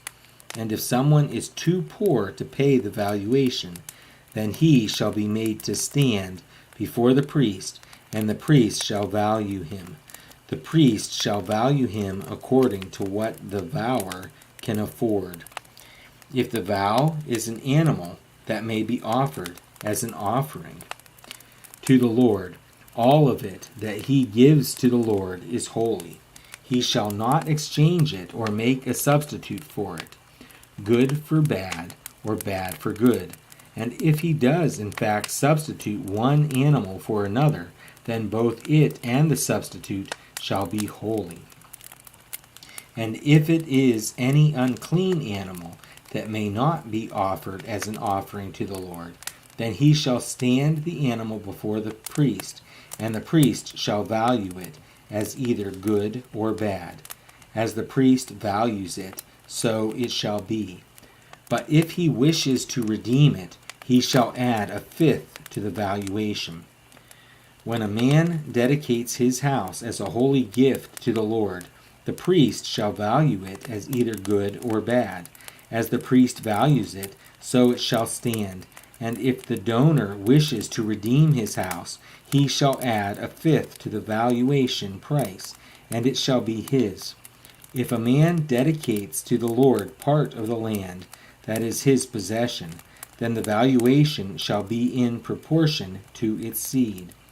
A homer of barley seed shall be valued at 50 shekels of silver. If he dedicates his field from the year of Jubilee, the valuation shall stand. But if he dedicates the field after the Jubilee, then the priest shall calculate the price according to the years that remain until the year of Jubilee, and a deduction shall be made from the valuation. And if he who dedicates the field wishes to redeem it, then he shall add a fifth to its valuation price, and it shall remain his. But if he does not wish to redeem the field, or if he has sold the field to another man, it shall not be redeemed any more. But the field, when it is released in the Jubilee, shall be a holy gift to the Lord, like a field that has been devoted. The priest shall be in possession of it. If he dedicates to the Lord a field that he has bought, which is not a part of his possession, then the priest shall calculate the amount of the valuation for it up to the year of Jubilee, and the man shall give the valuation on that day as a holy gift to the Lord. In the year of Jubilee, the field shall return to him from whom it was bought, to whom the land belongs as a possession. Every valuation shall be according to the shekel of the sanctuary. 20 gerahs shall make a shekel. But a firstborn of animals, which as a firstborn belongs to the Lord, no man may dedicate. Whether ox or sheep, it is the Lord's. And if it is an unclean animal, then he shall buy it back at the valuation, and add a fifth to it. Or, if it is not redeemed, it shall be sold at the valuation. But no devoted thing that a man devotes to the Lord, of anything that he has, whether man or beast, or of his inherited field, shall be sold or redeemed. Every devoted thing is most holy to the Lord. No one devoted, who is to be devoted for destruction from mankind, shall be ransomed. He shall surely be put to death. Every tithe of the land, whether of the seed of the land or of the fruit of the trees, is the Lord's. It is holy to the Lord. If a man wishes to redeem some of his tithe, he shall add a fifth to it. And every tithe of herds and flocks, every 10th animal of all that pass under the herdsman's staff, shall be holy to the Lord. One shall not differentiate between good or bad, neither shall he make a substitute for it. And if he does substitute for it, then both it and the substitute shall be holy. It shall not be redeemed. These are the commandments that the Lord commanded Moses for the people of Israel on Mount Sinai.